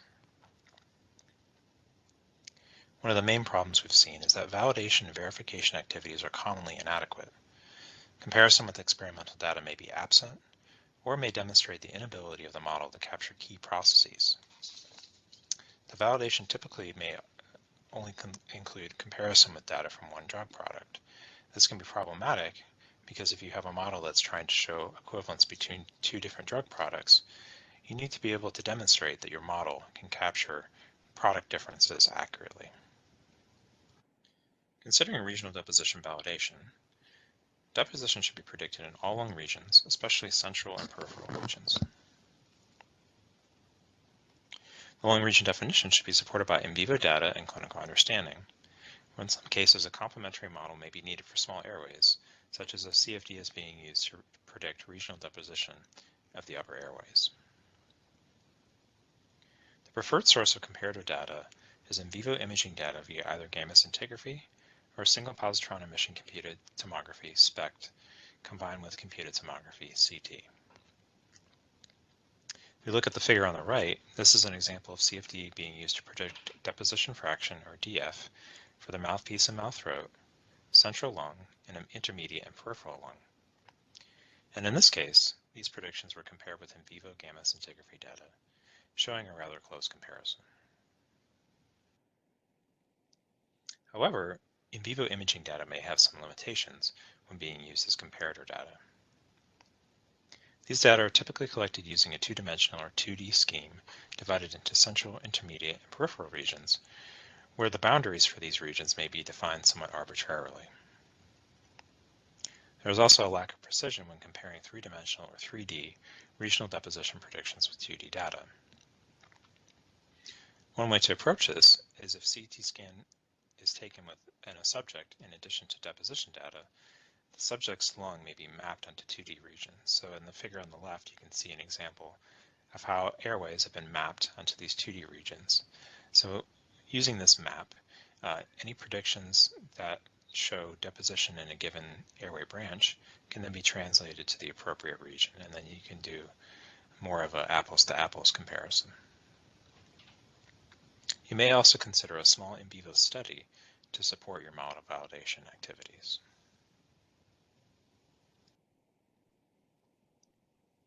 Another common area for improvement we've seen is that the model structure may be lacking in precision. So CFD models may truncate the central lung region at the limit of CT scan resolution, which may not be really where the definition of central and peripheral lungs lies. Also, regional deposition models may not consider relevant physics, such as evaporation for MDIs and SMIs, or agglomeration and deagglomeration for DPIs. So considering model structure, for the small airway definition, we first can look at the different branches in the lung, which include bronchi, bronchial, and alveolar regions, as discussed in more detail earlier this morning by Dr. Bryan Newman. The cutoff between the small airways is universally agreed to occur after the bronchi. There are some who say that it's for airways smaller than 2 millimeters in diameter, but others have pointed out that this cutoff for 2 millimeters in diameter may be beyond the bronchioles, so there is some disagreement in literature. So what do you do? If you're a modeler who's deciding where to make the cutoff for the small airways, the best approach would be to look through literature, and after having read all the available evidence, make your best assessment and support it using literature, and then use this going forward for your simulations. So considering the use of evaporation in modeling for MDIs, we have an internal research project that's considering a solution-based MDI, beclomethasone dipropionate metered aerosol, which includes the active pharmaceutical ingredient, the propellant, and a co-solvent, which in this case is ethanol. We've used CFD to predict deposition fraction and droplet evaporation following actuation into a United States Pharmacopoeia induction port. So our question was, is the active ingredient completely solubilized in the aerosol? So if you look at the table on the right, which is divided into different droplet size bins and shows the total at the bottom, the total exit mass leaving the mouth throat was about 30 micrograms, and of this mass, only about 0.03 micrograms was still dissolved. So the particles are largely dry particles at this point. And the reason we looked into this is that the composition of the particle, whether it's dry or perhaps suspended particles in a droplet, may affect our bioequivalence recommendations. So in this case, you can see that including evaporation was very important. Considering carrier API particle interactions, CFD typically considers particles as point masses. So they can't really consider the complex carrier API particle interactions for DPIs. However, there's a technique called discrete element method modeling, or DEM, that can consider complex particle interactions, and then they be paired with CFD. So if you have a model where you're trying to explore the effect of agglomeration and deagglomeration, you may consider CFD DEM. Or you may use CFD DEM to show that agglomeration and deagglomeration may be ignored in your primary model. Another common area for improvement is that in the compartmental PK models that we've seen, these may be used to establish BE at the local site of action, but they often don't directly predict local lung tissue PK, and instead may be using systemic PK metrics as indicators of BE, but without firmly establishing this connection. So considering this connection, PBPK modeling may be useful for this. Looking at this figure here, it's showing how absorption and dissolution may occur in different regions of the lung, including the alveolar and tracheobronchial region. In both cases, the particle would first land in the epithelial lining fluid, dissolve, be translated via mucociliary clearance, and eventually permeate into the lung tissue. So while regional deposition is an important component in delivery to the local site of action, it may not always be a surrogate for regional absorption, where PBPK can be used to help understand this question.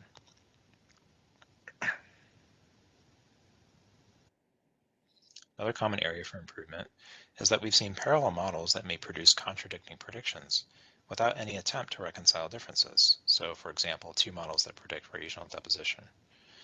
In such a case, you should make an effort to reconcile these differences. The statistical plan may be either absent or inappropriate. Also, there is often a lack of connection between in vitro data collected by the firm and model inputs. Considering statistical approaches, if your firm has collected data using aerodynamic particle size distribution results from realistic mouth-throat testing, and you're using these data as inputs to your model, population bioequivalence may be useful if you have in vitro data from 3 different lots, and ideally at least 10 samples from each lot. However, if your model predictions are made on an individual basis, say for example CFD with several different subjects, average bioequivalence may be appropriate. So the conclusion then is to look at the type of data that are available and that may be used for running your model, and consider how these may be logically used with available statistical approaches. Considering connections with in vitro data, you may have APSD results from realistic mouth-throat tests that you could use for direct inputs to semi-empirical regional deposition models or to validate CFD model predictions. If you have dissolution data, these may be used as inputs to assess biorelevance. Other relevant studies may include plume geometry and spray velocity. And the purpose of doing this is to ensure that modeling assumptions or results are not in conflict with collected in vitro data. So in other words, if you're collecting in vitro data and running in silico simulations, and these are all part of a larger alternative bioequivalence approach, you want to show that these different approaches are in harmony with each other, and that they're showing what your alternative bioequivalence approach is intended to show. There's one last common area for improvement that I'll comment on. We've seen that the details for modeling methods are often not sufficient. We may not see the justifications for any modeling assumptions, and the methods may not be included to the extent where the work could be replicated, so they should be provided to that extent. Also, the sources for parameterization may be unspecified, or there might be identifiability issues by using too much optimization. So for further details on how to address these issues, you can look at the PBPK guidance that's been published for format and content. I have several conclusions. Mechanistic modeling is currently used to support ANDA submissions for OIDPs. We've seen several areas for improvement that have been observed across several ANDA and pre-ANDA submissions, including model validation. These models may be used to elucidate the relationship between regional deposition and regional absorption, and also to provide connections with in vitro data to predicted in vivo outcomes. We do want to emphasize that successful models can be used to support alternative bioequivalence approaches for OIDPs based on sufficient verification and validation. So the purpose of this talk is to help you build your successful model that can be used potentially to support an alternative bioequivalence approach. I'd like to acknowledge my coworkers throughout the FDA who have helped with research that has been used to support these activities, and also with the reviews of the ANDA submissions and pre-ANDA submissions themselves. Thank you. I appreciate your time and attention today.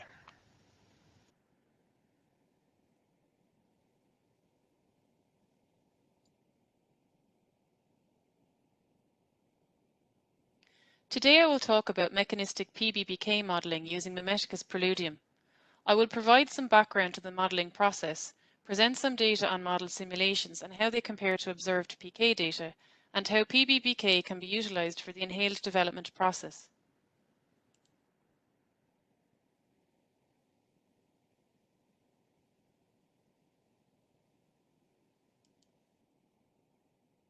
Mimeticus preludium is a semi-mechanistic modelling platform for inhalation drugs, which uses a system of differential equations that describes the absorption and elimination processes of inhaled compounds in the subject body.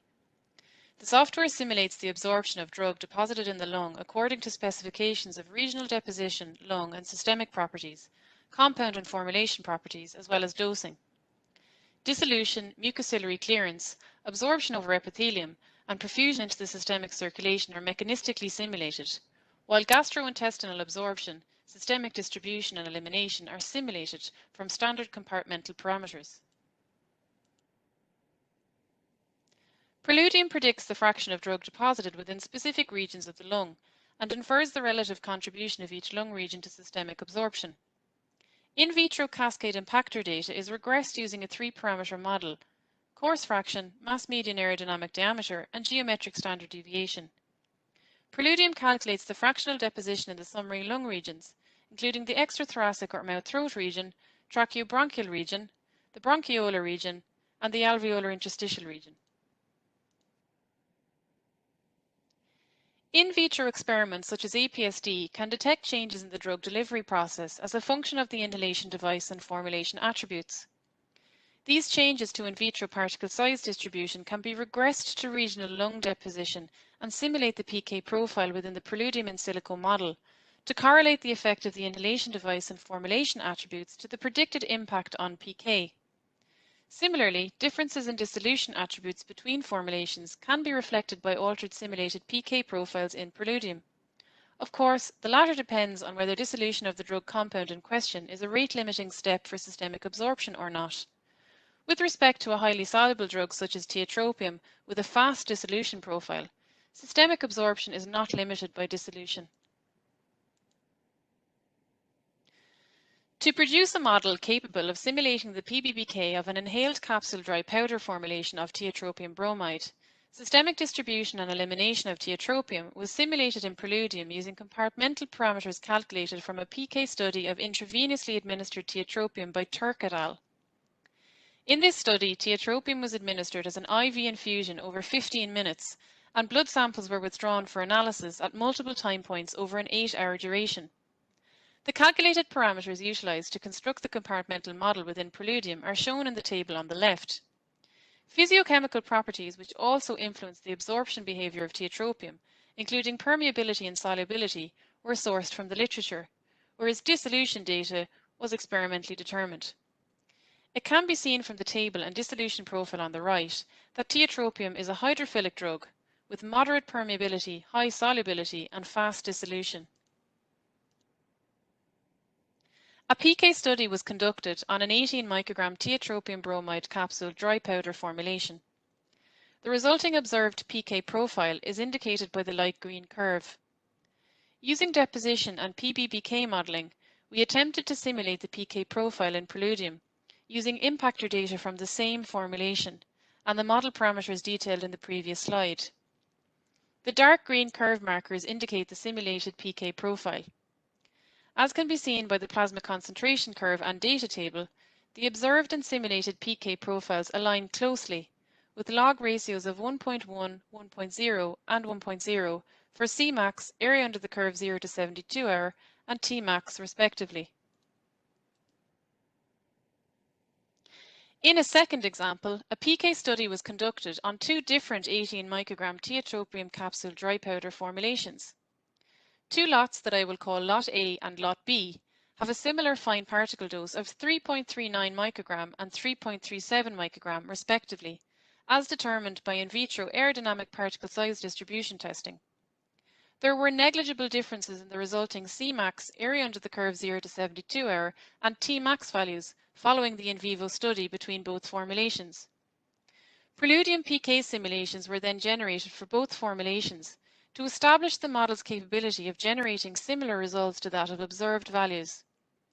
As can be seen by the observed PK results table and plasma concentration curve on the left, and the simulated PK table and plasma concentration curve on the right, the PK data simulated by Preludium agrees well with the observed data, with log ratios demonstrating that the simulation provides an accurate estimate of bioequivalence, despite the Cmax simulation being slightly higher than observed. The PK profiles of 3 tiotropium dry powder formulations were simulated in Preludium to determine the ability of the model to predict changes in PK due to differences in fine particle dose as determined by in vitro aerodynamic particle size distribution testing. As described earlier, Lot A and Lot B have similar fine particle dose values. However, I have simulated PK for a hypothetical Lot C with a significantly higher fine particle dose of 4.45 microgram. Compared to Lot A and Lot B, the resulting simulated PK profile for hypothetical Lot C yielded a 36% increase in Cmax value and a 27% increase in area under the curve 0 to 72 hour, highlighting the marked effects of differing particle size distribution data on PK. The regional lung deposition patterning for the hypothetical Lot C is also significantly different to that of Lot A and Lot B, with a 15% increase in deposition observed in the alveolar interstitial region, as shown by the pie charts. This data indicates that mechanistic modelling in Preludium is capable of determining the effects of differences in vitro particle size distribution data on the PK outcome, and that the tiotropium PK outcome is sensitive to changes in regional deposition.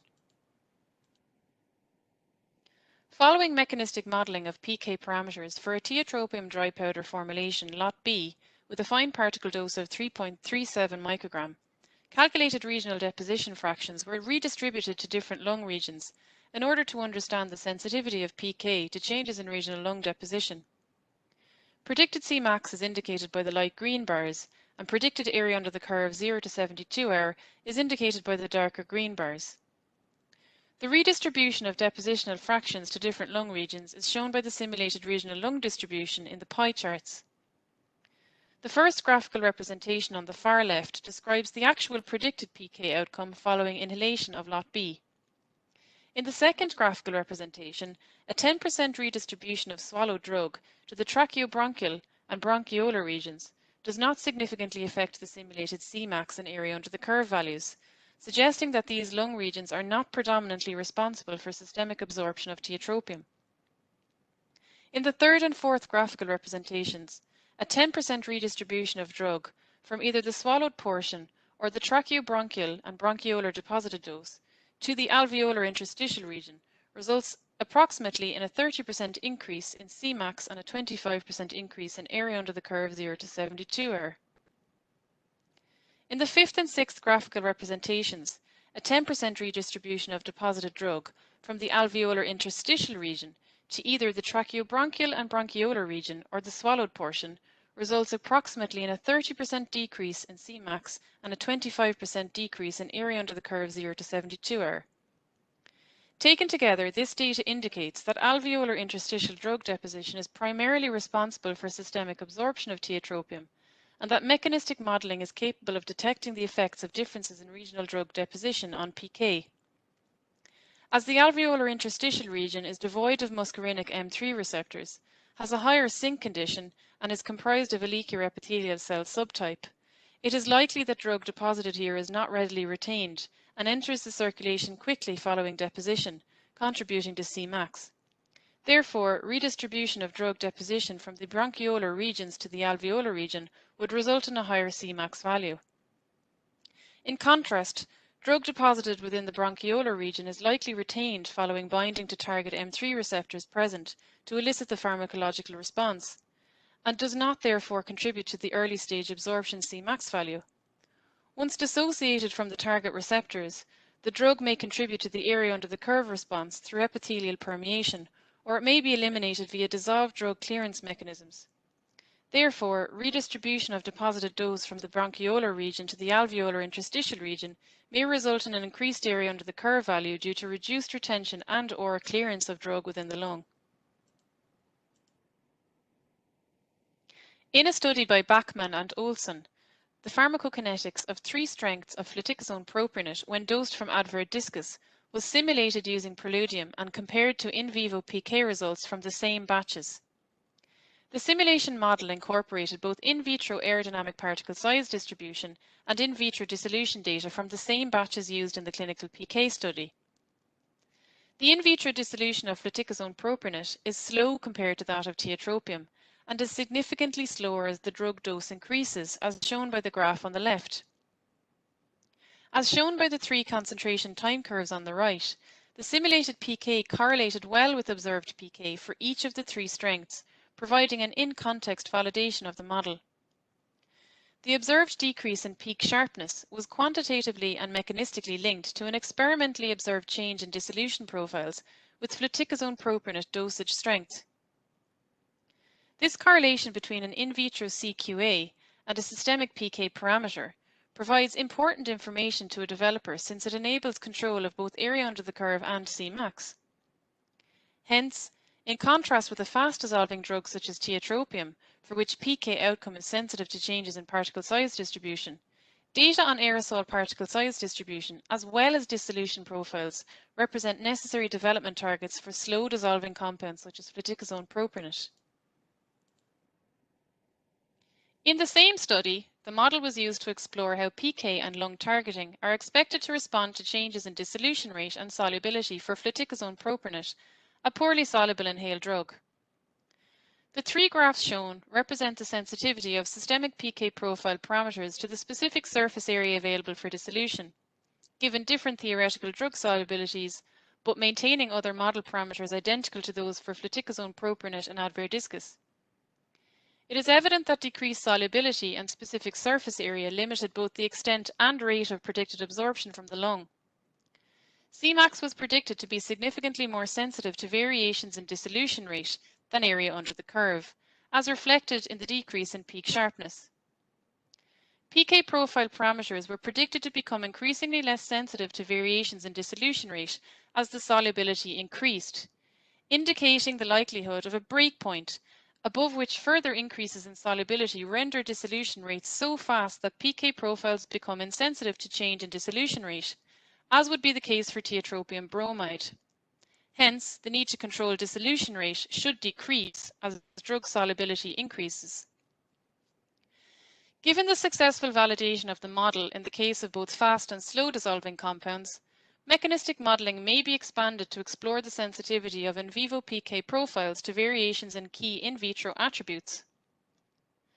Using this approach to understand how in vivo PK profiles are expected to respond to variations in vitro product attributes could enable a developer of an orally inhaled product to set clinically relevant specification limits on key in vitro attributes without resorting to extensive exploration clinical studies.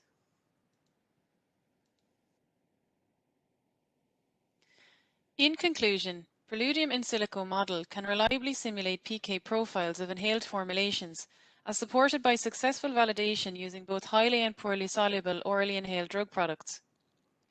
Mechanistic modelling can demonstrate the impact of changes to formulation and device on the systemic absorption of inhaled tiotropium capsulated dry powder. Regional lung deposition of tiotropium is sensitive to changes in vitro particle size distribution, and PK is sensitive to changes in regional lung deposition. The PK outcome following inhalation of a poorly soluble compound is sensitive to changes in dissolution as well as particle size distribution. Preludium can be used to understand the sensitivity of in vivo PK profiles to variations in vitro product attributes of inhalers.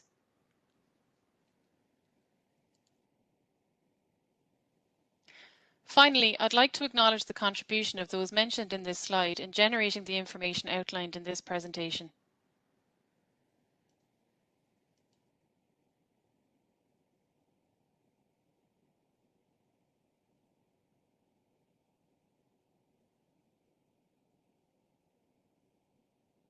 Hello, everyone. We'd like to thank all of our excellent speakers from session 1 for starting off this wonderful 2-day workshop.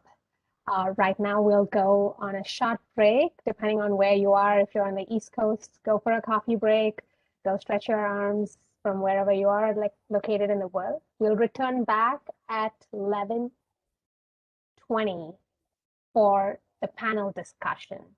I just want to remind everyone that the slides from all of the speakers from session 1 and the presentation recordings will be available in approximately 3 weeks on our website. You will receive an email when the slides and recordings are posted. Please sign up for our listserv and also follow us on LinkedIn to receive any updates about the event and when these materials get posted as well. LinkedIn is the best place to see any updates from our end regarding this workshop and any future workshops. Thank you all and see you back at 11:20 EST. Yeah, first panel. We're ready to kick off the first panel for the event. With that, I'm going to hand off to our wonderful moderators here, Dr. Lionberger and Dr. Przekwas. Good afternoon, everybody. My name is Andrzej Przekwas. I have the pleasure to be moderator for the discussion. I want to thank all presenters for a really excellent presentation, very nice explanation of the modeling issues in model-based or model-supported bioequivalence studies. The panel consists of the presenters that you just heard from, and there are 4 additional members that I would like to introduce. You can please raise your hand. Dr. Günther Hochhaus is a professor of pharmaceutics at the University of Florida, whose research focuses on in vitro and in vivo pharmaceutics, pharmacokinetics, pharmacodynamics approaches for orally inhaled drug products. You probably know him from many public publications. Dr. Bing Li is the Associate Director for Scientific Innovation in the Office of Bioequivalence within the Office of Generic Drugs. Dr. Li is an expert pharmacologist in the area of bioequivalence of aerolized drug products. Dr. Markham is the Director of the Division of Therapeutics Performance 1, or DTP1, in the Office of Research and Standards within the Office of Generic Drugs, where DTP1 is responsible for facilitating pre-application development of generic drug products by conducting and promoting regulatory science, research to establish standards to ensure therapeutic equivalence of new generic drug products. And finally, the most important, Dr. Liang Zhao, good friend of mine, is the Director of the Division of Quantitative Methods and Modeling, DQMM, in the Office of Research and Standards within the Office of Generic Drugs, where DQMM is responsible for advancing the use of quantitative methods and modeling for development and approval of generic drug products and for making model-based strategic decisions. Welcome the panel for the discussion. Thank you, Andrzej.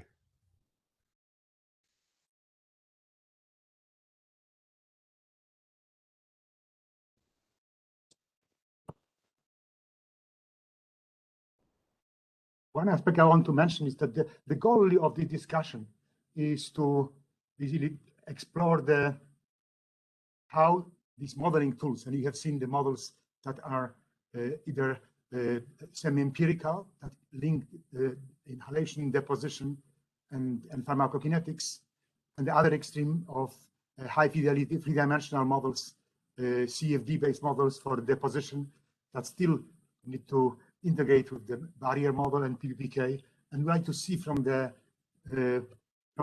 panel members and from the audience in the generic drug industry, generic pharma, their interest and their requirements, what would be the best way to help them, and what the expectations for modeling may be used for regulatory burden, to reduce the regulatory burden. If I may, Andrzej, I think the presentations that we heard were excellent. They gave a good range of viewpoints from industry, from FDA, what we're currently doing, what we need to do in the future, and there was a little bit on what we've done in the past. And so I thought that all the presentations together brings us to where we are today with regards to introduction of modeling into the weight of evidence approach for these products. Thank you. I fully agree with you. And then feel free to post the question to the audience and to participants. Any questions to the FDA, you have the opportunity to ask that questions right now, or to the specific speakers. I will watch for the chat box and try to convey the message to the panel.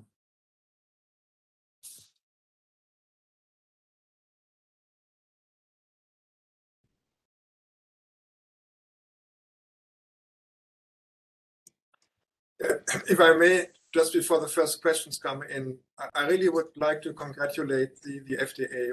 If I compare what has been presented today to maybe 10 years ago, when it started to people thinking about alternative approaches, there's really this went a long, long, long way. And I really would like to congratulate the FDA for the openness and looking for alternative methods. Thank you, Günther.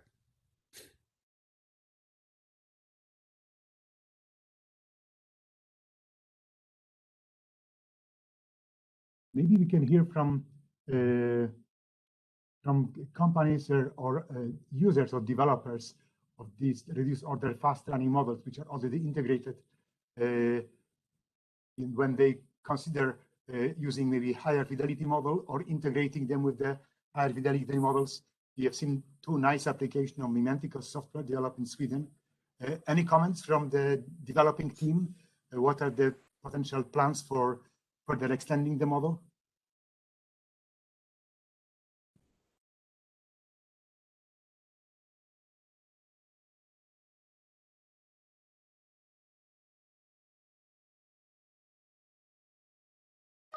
Bo Olsson, can you maybe comment about some of these questions or interest?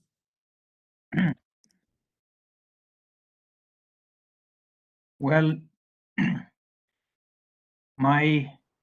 what I thought you said was, what are the further developments of these kinds of models? Is that correct? That's correct, yes. Yeah. There are some obvious directions that I may or may not follow. For example, the gastrointestinal uptake is now a standard compartmental model. There are good models published on physiological based GI absorption. So that is one potential development. I haven't heard a lot of outcries for it to happen, but who knows?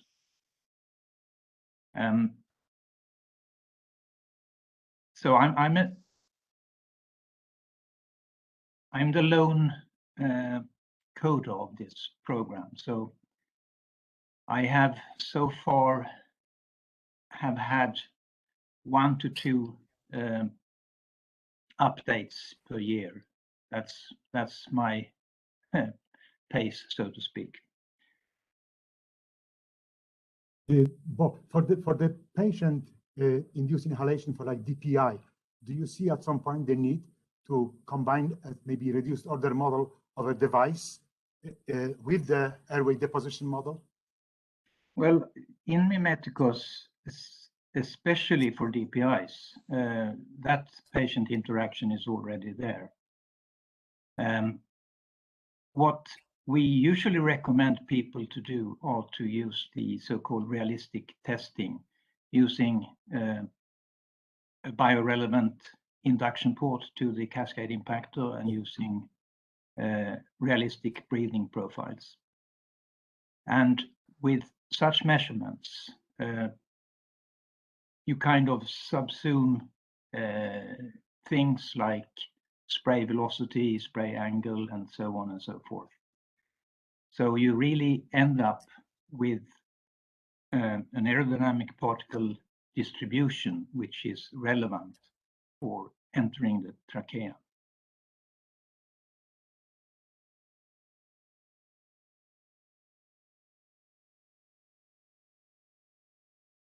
A question to Dr. Ward-Longest. The non-expert have sometimes hard time identifying limitations and capabilities of the CFD. Maybe two comments, if you can, please. One is what it takes to do successful simulation in terms of the software, models, hardware, to do the deposition and maybe absorption, and maybe providing data for PBPK. That would be question number one. And number two, if you can maybe identify, still there are many potential limitations in the CFD. Where do you see future improvements in that technology for all our inhaled drugs? Sure. So I feel like the CFD is still somewhat a specialized field that requires specialized training. So I think one does need to be experienced in CFD and have experience also with applying CFD to the lung to aerosol deposition. We're working to make the CFD models more general so that, that there's a limited amount of research work that would be required and they can be more directly applied by a broader community. But we're not there yet. So I think it still does remain that we need some fairly advanced level of training to successfully apply CFD to a pharmaceutical aerosol, which goes a step beyond just a passive aerosol that's inhaled in the lungs. We have all these additional factors. In addition to that, I think the CFD needs to be, as we do in our lab, very closely tied to in vitro measurements so that you can leverage the strengths of both. For example, we measure the initial particle size distribution, the device emitted dose, sometimes the inlet velocity profiles that then become inputs to the CFD model. And I'm not sure that's going to go away. I think that's actually a good thing, that we can leverage the strength of both the in vitro and the CFD so that with people with relevant knowledge in each area can move forward. Hopefully that addresses the first question, at least from my work with CFD and deposition. I think the second question was, what are the limitations that people may or may not realize, and the limitations going forward? Is that what you'd like me to address? Yes, please. But Okay. on the first question, so what is it? Can these models be operated on a standard PC? If you look at for generic developers, generic drug developers, what would be a requirement for them to have? You mentioned personnel, of course, experience and training in terms of the hardware, in terms of the data that can be used to run such models. Very briefly. Yeah, so a major hurdle so far has been access to the commercial codes, which we've then spent several decades enhancing with user-defined functions. But at the end of the day, you're limited to buying a commercial code and then needing the specialized user functions and putting these together. In academia, we could purchase the commercial codes at relatively low price, but then the commercial developers have a very high price for the government or for companies. So a way that we're trying to alleviate that cost constraint is we're moving to open source software like OpenFOAM in a project for the FDA right now that I summarized in my talk. So the vision there would be a website that developers could go to, get the codes that they need, get an instruction manual for the codes that they need, get the meshes that they need, and then with that compare and have a list of the inputs that they need to measure in vitro wise. And then with that compare a generic and a reference listed drug product. The 2-year grant that we have to get this kicked off, will get us going in the right direction. But I think, we spent on and off a decade or so getting to the point where we are with the commercial codes. I think getting to that point with this open source software where there's less support and we're developing the support for future generic users would, be a heavy lift, much longer than 2 years. But that's where we're trying to go. In terms of limitations for computational power, those are quickly being surmounted. Right now, with the purchase of a dedicated workstation in the $20,000–$30,000 range, a company could make good progress on this.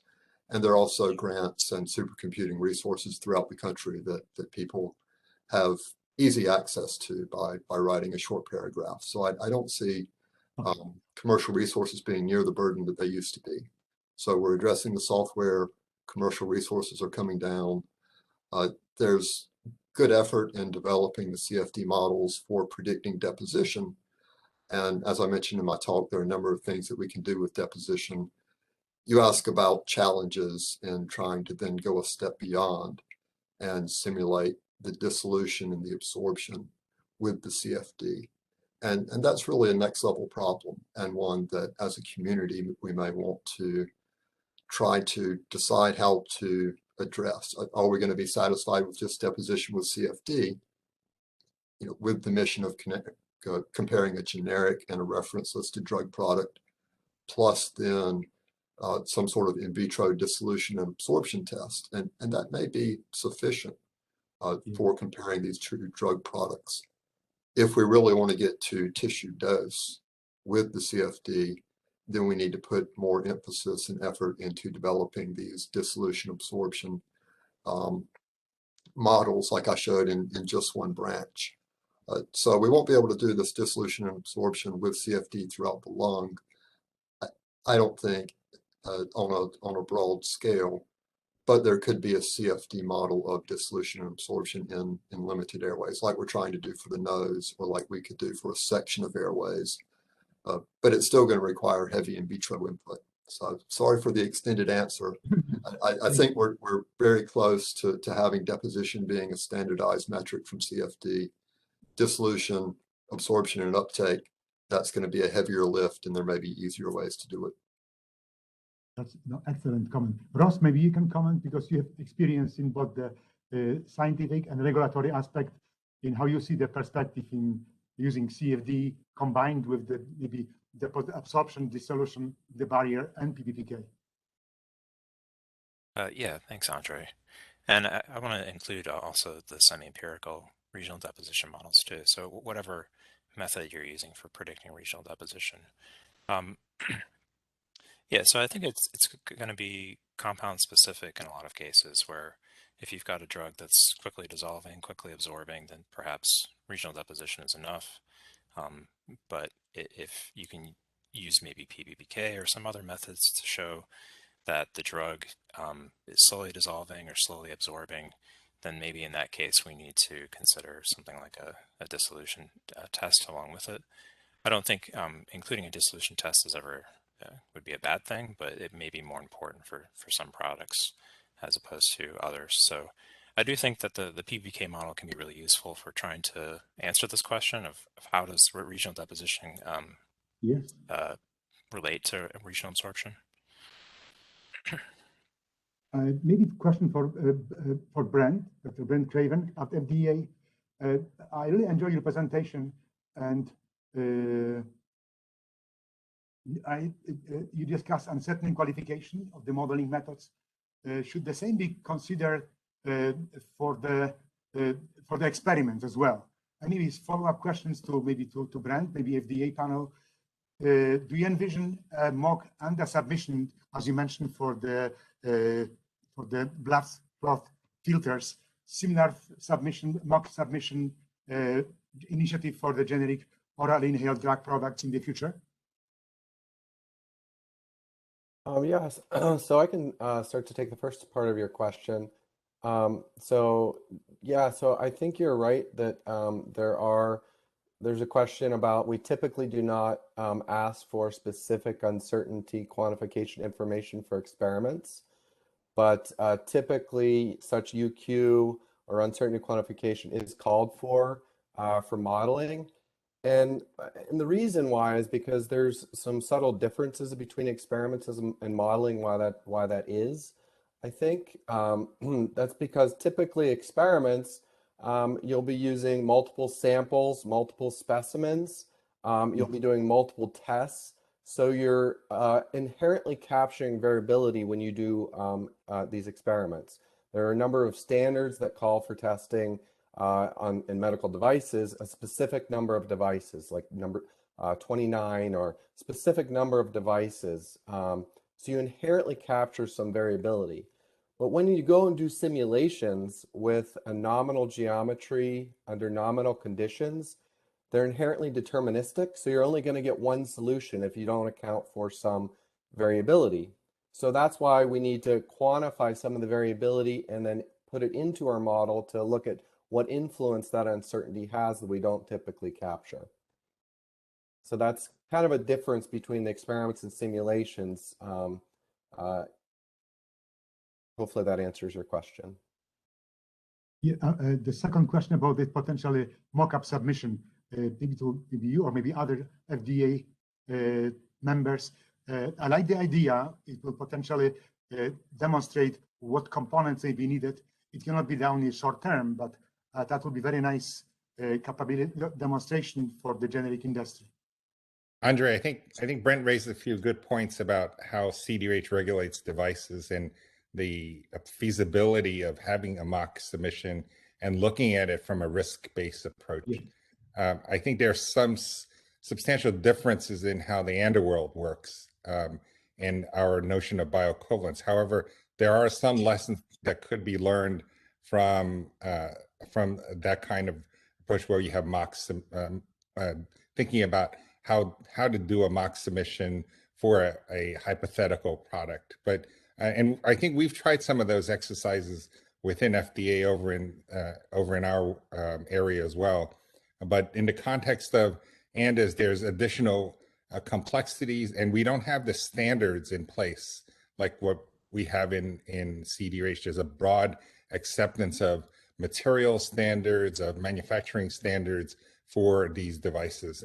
And what Brent is talking about are very high-risk devices that require surgical implantation. And this is a little bit different from the world that we inhabit here. There is a flurry of questions on the chat box, so if anybody from the panel would like to address some of them, I think we have addressed some of them, but I'm just watching what people are asking. So if anybody wants to answer, please feel free. Maybe you can hear from the generic drug company, from Raja. Raja, I saw your presentation and you indicate the capabilities or analysis of how was the impact of different lactose carriers on PK considered in your model. And that may be a very important aspect which brings the formulation, fabrication, and delivery. Raja? Yeah. So the model which I was speaking in the presentation should able to link the CQA, critical quality attributes, or the CMA, critical material attributes, which influence the in vivo outcome of the product. So maybe we should have a small PK study which can support the modeling for the complete submission of the product. So this is one angle to it, because this many a times we don't get enough data for the model development. So in that case, if you have some amount of in vivo data, which can potentially be used for the model development as well as the validation.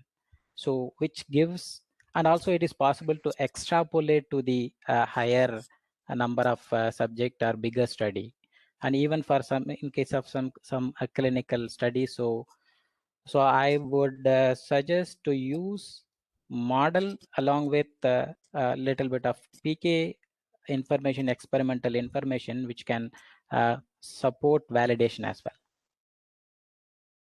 And in your presentation, I've seen that you published both these reduced order models and as well as CFD models. How do you see most likely for submission you're using the first type of models? How do you see potentially complementary supporting your applications using these CFD models in the future? Maybe I believe wherever the experimental data is not possible to generate, in that case we can use the CFDs to support a hypothetical situation and prove it how it can help or to increase the predictions.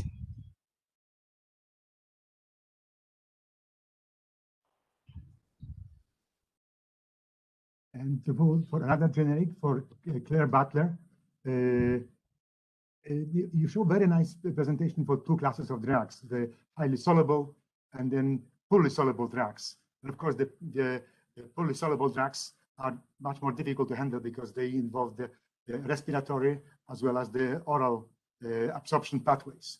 But your results show very nice results. So it's almost perfect match between experiments and simulations. Can you maybe explain or comment on what it takes to get such good agreement? What is an effort involved, and what parameters are you required to tune to get such almost perfect match? So just, I suppose, to note, with the FP simulations that were shown in that presentation, they weren't simulations that were generated by us here in Teva. They were actually generated as per the publication by Bachman and Olsson, which was published in 2020 in Respiratory Drug Delivery. I suppose in terms of, getting that nice match, the output is only as qualitative as the quality is of the CQA data that you're inputting. So, you know, what's really vitally important there is that, you know, the dissolution data and the aerodynamic particle size distribution data that's being used is accurate. But in terms of commenting on the parameterization of that particular study, yeah, we weren't involved here in Teva, but I can direct you to that particular publication where the parameterization is very nicely outlined, very clearly. I hope that addresses the question. Please, Bob. Yeah, I'd like to clarify a bit about the FP study. I think one of the important aspects that was present in that study is that the in vitro measurements and the clinical PK study, they were done on the same batches and with batches of the same age. So the in vitro input was relevant for the PK output. That's one thing. Another thing that I would also like to comment, and there is a question in the chat box on this, namely, is there any specific in vitro dissolution methodologies for in vivo prediction of orally inhaled products? And in our experience, there actually is such a difference between different methods. We prefer to use the USP paddle method on aerosol sampled from an impactor. The sampling procedure is very important. Excuse me, I'll just turn off my phone.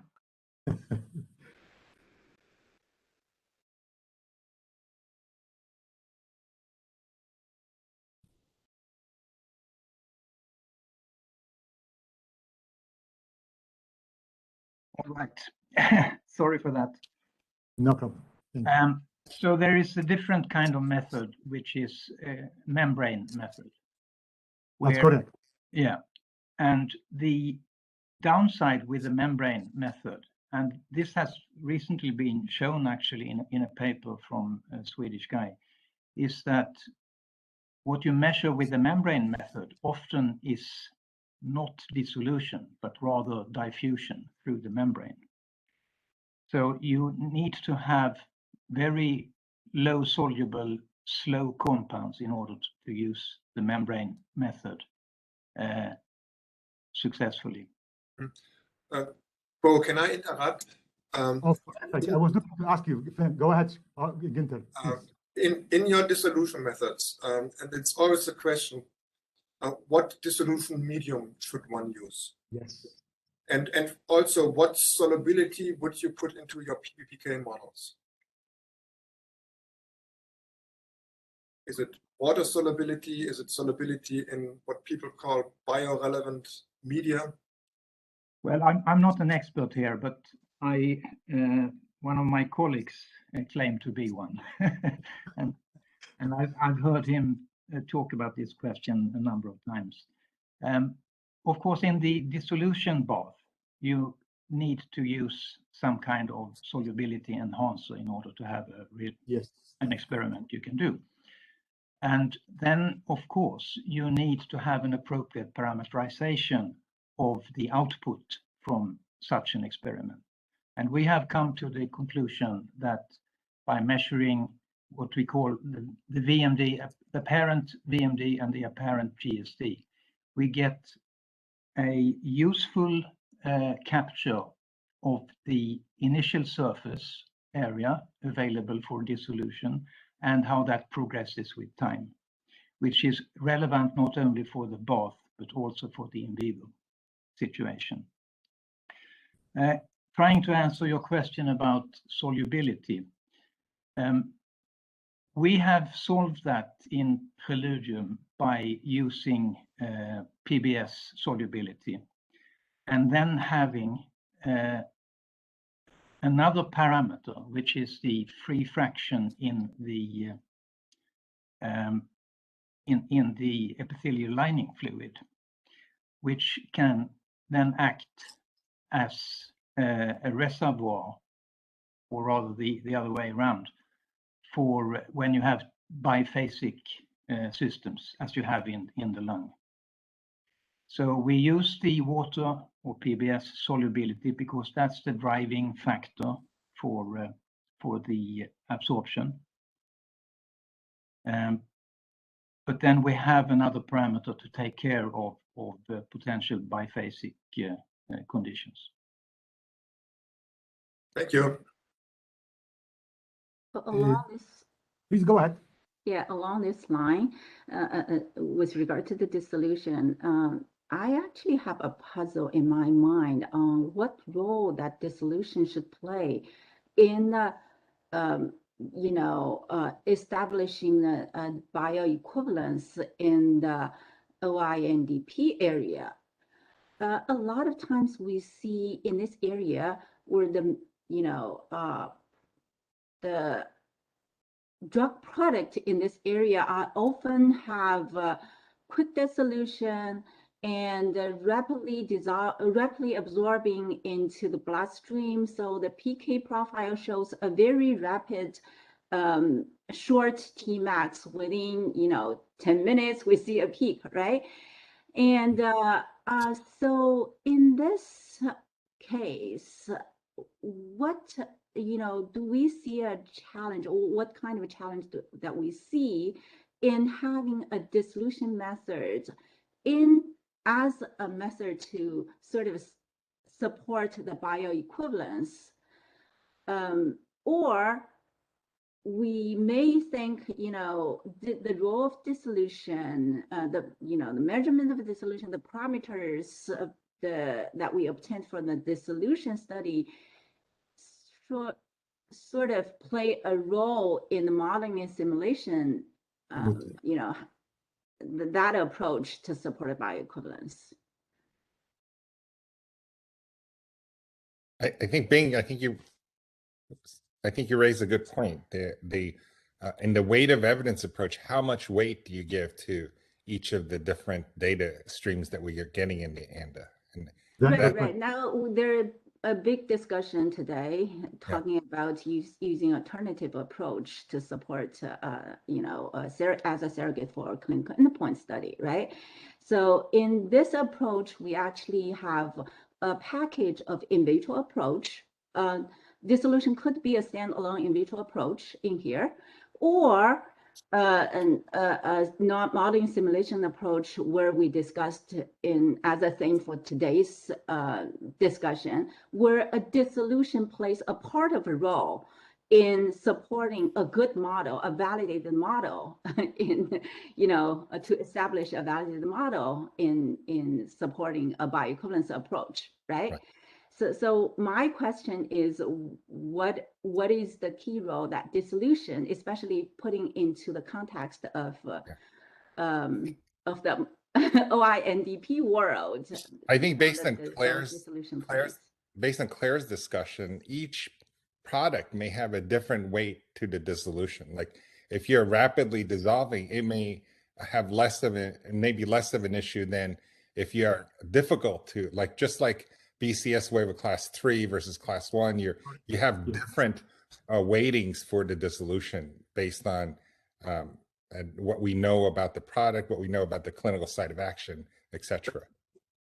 That is definitely true. And it was also mentioned that dissolution solubility has two functions, I believe.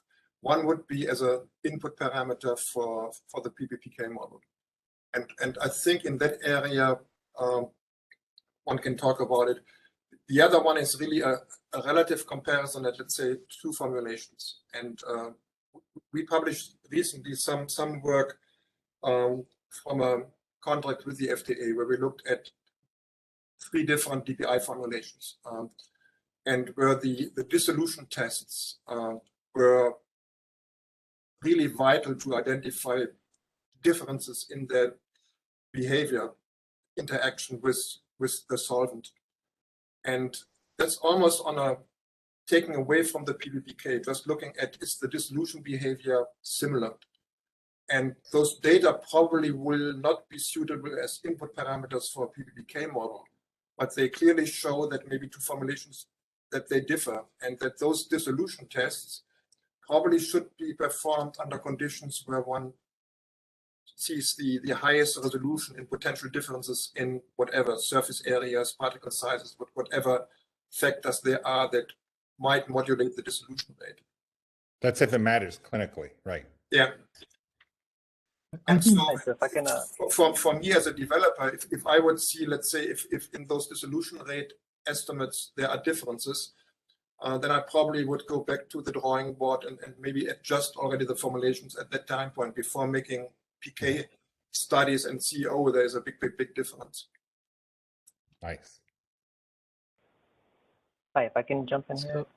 Yes, so I would say I'd certainly agree with this point for the alternative approach. I think that you know, the way that so the alternative approach has been put into a few guidances. I think the key point to focus on for these is that the approach itself needs to be product specific. So based on the considerations of how the product performs, how the API is performed, its characteristics, that gets into the consideration for whether or not you want to design your dissolution study to be more physiologically relevant, so that it would provide an input for additional modeling and simulation, versus if you wanted to just use the dissolution system to compare formulations and just get a raw output of performance differences. So I certainly think that needs to be taken into consideration when we're thinking of particularly when you have APIs that are fast dissolving versus ones that are slow dissolving. That'll certainly factor into how much weight that either it goes into the modeling approach or if it's standalone, and then certainly if the in terms of the entire alternative approach, exactly where I guess if you're going to consider the dissolution study to be a significant portion or have high weight for establishing bioequivalence versus one that's maybe lower on your list. So that's something that I believe generic companies need to understand, is that when they're designing an alternative approach, they certainly have to consider exactly the how the specific product they're looking at, its complexity, what studies you want to incorporate, and if you're doing modeling and simulation, what based on the performance of the product and the type of product, what in vitro studies would be best suited to then provide additional evidence to go into your modeling and simulation. That way your model can be very well established, and you have a strong rational basis for the parameter values that you're putting into it. Thank you. So we have only a few minutes left. I want to bring one more issue. We saw today that an importance of the regional deposition, and with the lack of gamma scintigraphy data, which was 20 years old experiments designed with conducted with the all type of devices, all formulations. I wonder if CDER has in mind a potential development of a new generation of data using new generation inhalation devices that can maybe provide more spatially resolved and temporally resolved data for model validation for the FDA. Yeah, I think I can answer this. So you're asking, are there any kind of new in vivo data types that we might consider? Yeah, I haven't seen any. Well, I think it was mentioned in some of the presentations that SPEC-CT, as compared with gamma scintigraphy, can give three-dimensional information. So I think that we have some interest in those type of data, but also like Bo talked about in his presentation, and like I talked about too, is that you can use a kind of map to translate the gamma scintigraphy data to compare with regional deposition data. So I think that that's certainly a pathway forward. Yeah, but these data are almost outdated, more than 20 years old. And would it be worthwhile to get better resolution? Computationally, you can really reconstruct three-dimensional data, project them into the 2D plane. You can create virtual scintigraphy, and you can potentially even overlay on experimental data, have we higher resolution data provided. I think you're suggesting that we should be looking to collect more recent data. Yeah, I think Andrzej also mentioned new devices, like new inhalation products as well. And we are monitoring the marketplace and the NDA approvals for new devices. Every year we see new approaches, things like data technologies based on e-cigarettes, technologies based on things like soft mist inhalers. We're looking at all of those. And I early on in this discussion, a couple of folks mentioned, oh, we're a long ways from 10 years ago. You have to remember that this effort has been driven by our ability to use GDUFA funding for this kind of research. And we hope to continue this enterprise, as every time a new product comes on, we'll need to assess, look at the data, look at the relevance of prior data, and the need to establish new data for modeling in this area. We're almost out of time.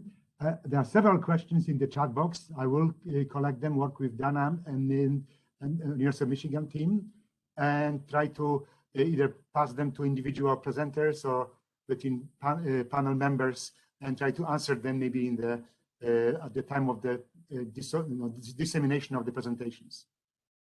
Any other comments from generic or from industry or FDA?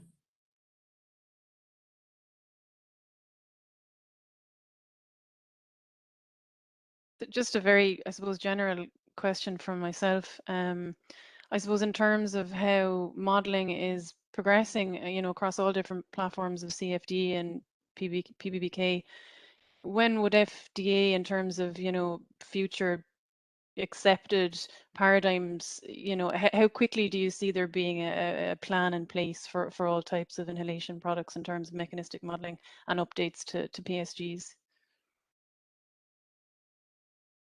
I think I can answer this. So I mentioned in our presentation, we've seen these models in several submissions at this point. So while we're working through issues with individual applicants on these, I think we're, and also through our research efforts, we're learning as we go and trying to solidify our approach. So I think we're hopeful in the near future that we might be able to include some of these considerations in PSGs, but I couldn't give you a firm timeline, but something we'd like to do. I probably can add a little bit onto it. I think we've already included that consideration in our PSG, as Ras mentioned in his presentation. In the mometasone, in the baclometasone PSG, actually we outlined the alternative approach, or as a surrogate for clinical endpoint study. And in practically, we actually have also utilized modeling and the simulation approach, and resolving some of the practical review issues that we encountered in the inhalation drug area. An example of such is, the broncho provocation study, methicillin challenge for a broncho provocation study. Since there are some safety concerns, the study designs that has to set some limitations for methicillin challenge dose, where, some company has to use a large quantity of imputed data.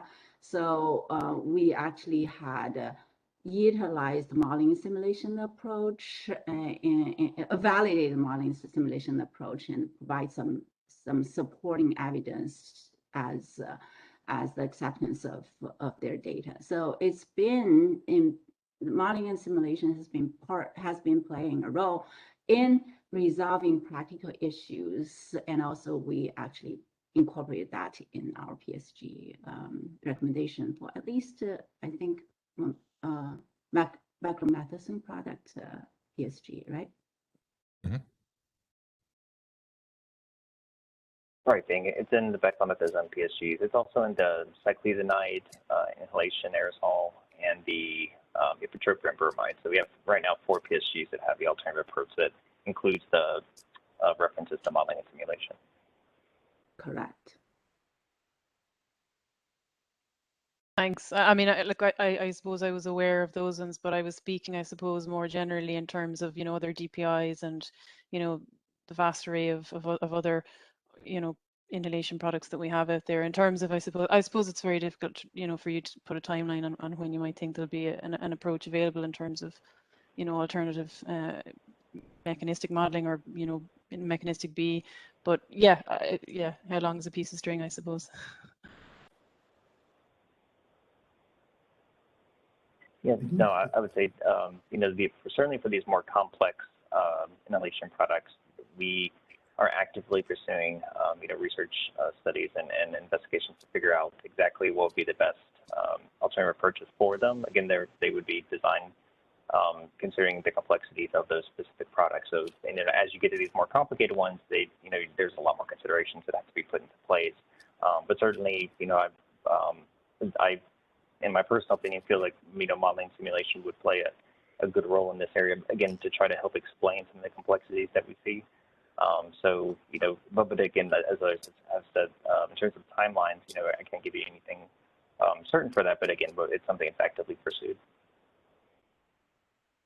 That's a great comment, particularly in the context of combination products like corticosteroids and LABA or SABA, where two compounds are targeting different areas of the lung and have to be explored in vitro and in vivo. Any comments? What are special considerations for supporting BE of combination products like that?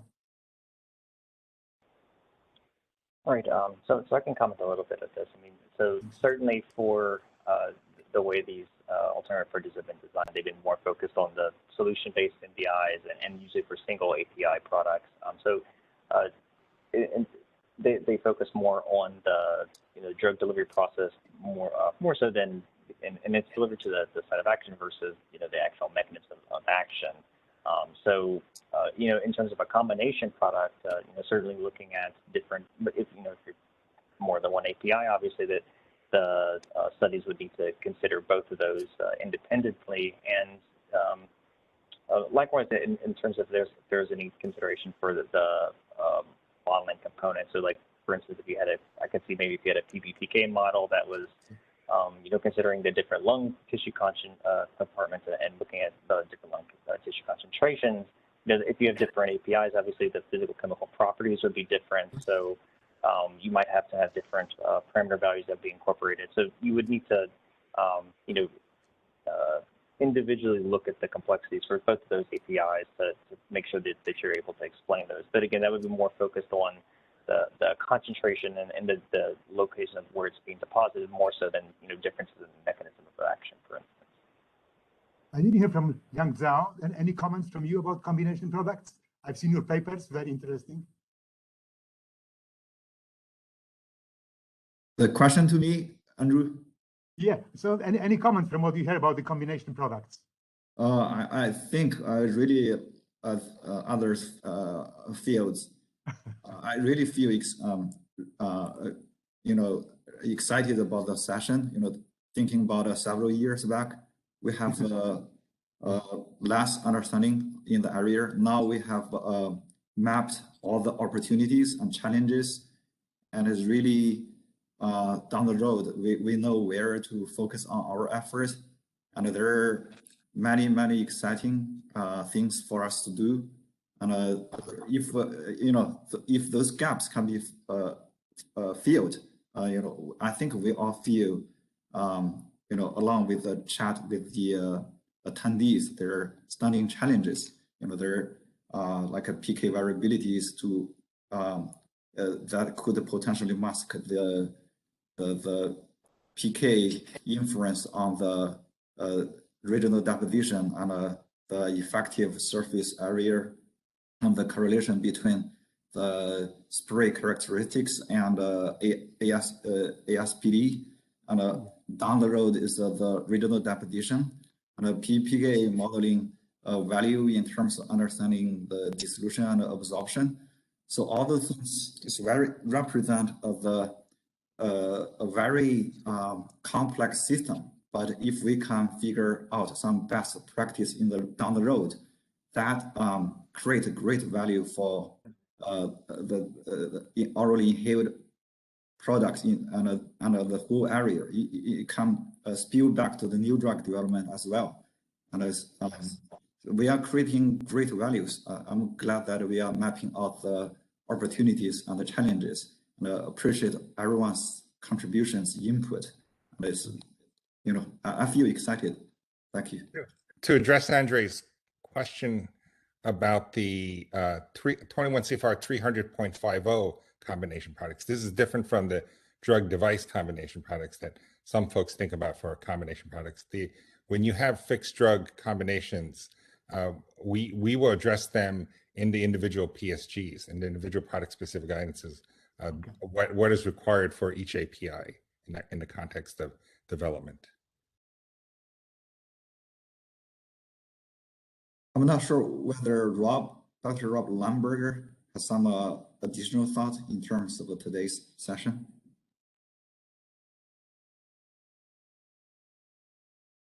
I guess, Rob, do you have additional input?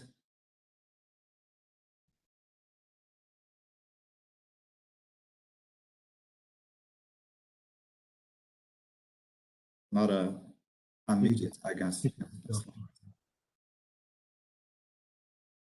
No, thank you, Liang, for this. This is a great opportunity for FDA and our stakeholders and our collaborators to present out on the most recent findings that we have, and it's part of our mission to bring this out to the public, and thanks to the Center for Complex Products as well for hosting this. Thank you, Markham, for the comment.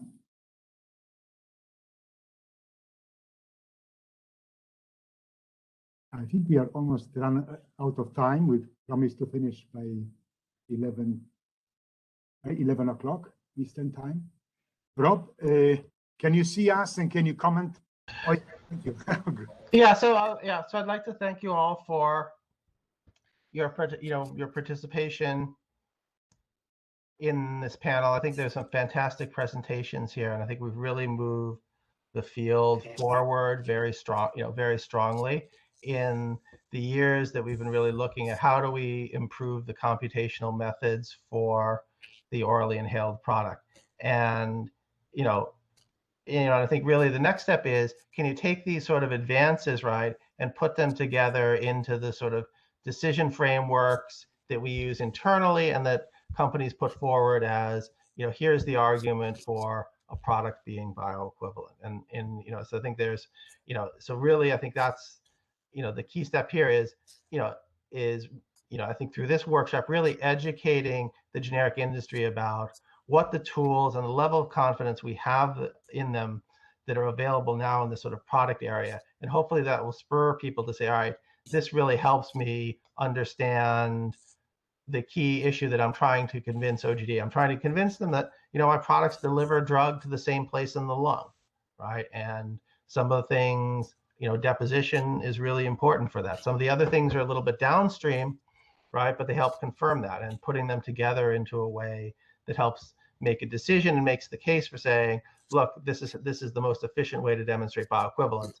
That's where I think we're at in this area but we've, I think, really built out, and I think through our sort of investment and many of our collaborators in this area to say, these are some of the tools that you really need to do that in terms of the lung models and the dissolution models and absorption models, putting together those pieces. Certainly like all of these models, it's a very complex system. There are always going to be improvements and things as we test them more rigorously, that you're going to find ways to improve them. But we've reached, I think, a point where they're very helpful for development.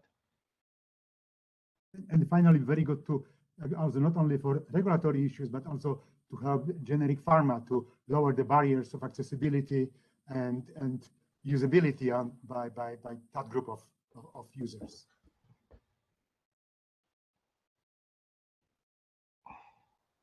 Andrew, any final comments from the organization part? Have we covered everything you expect? I don't know if Andrew is online here.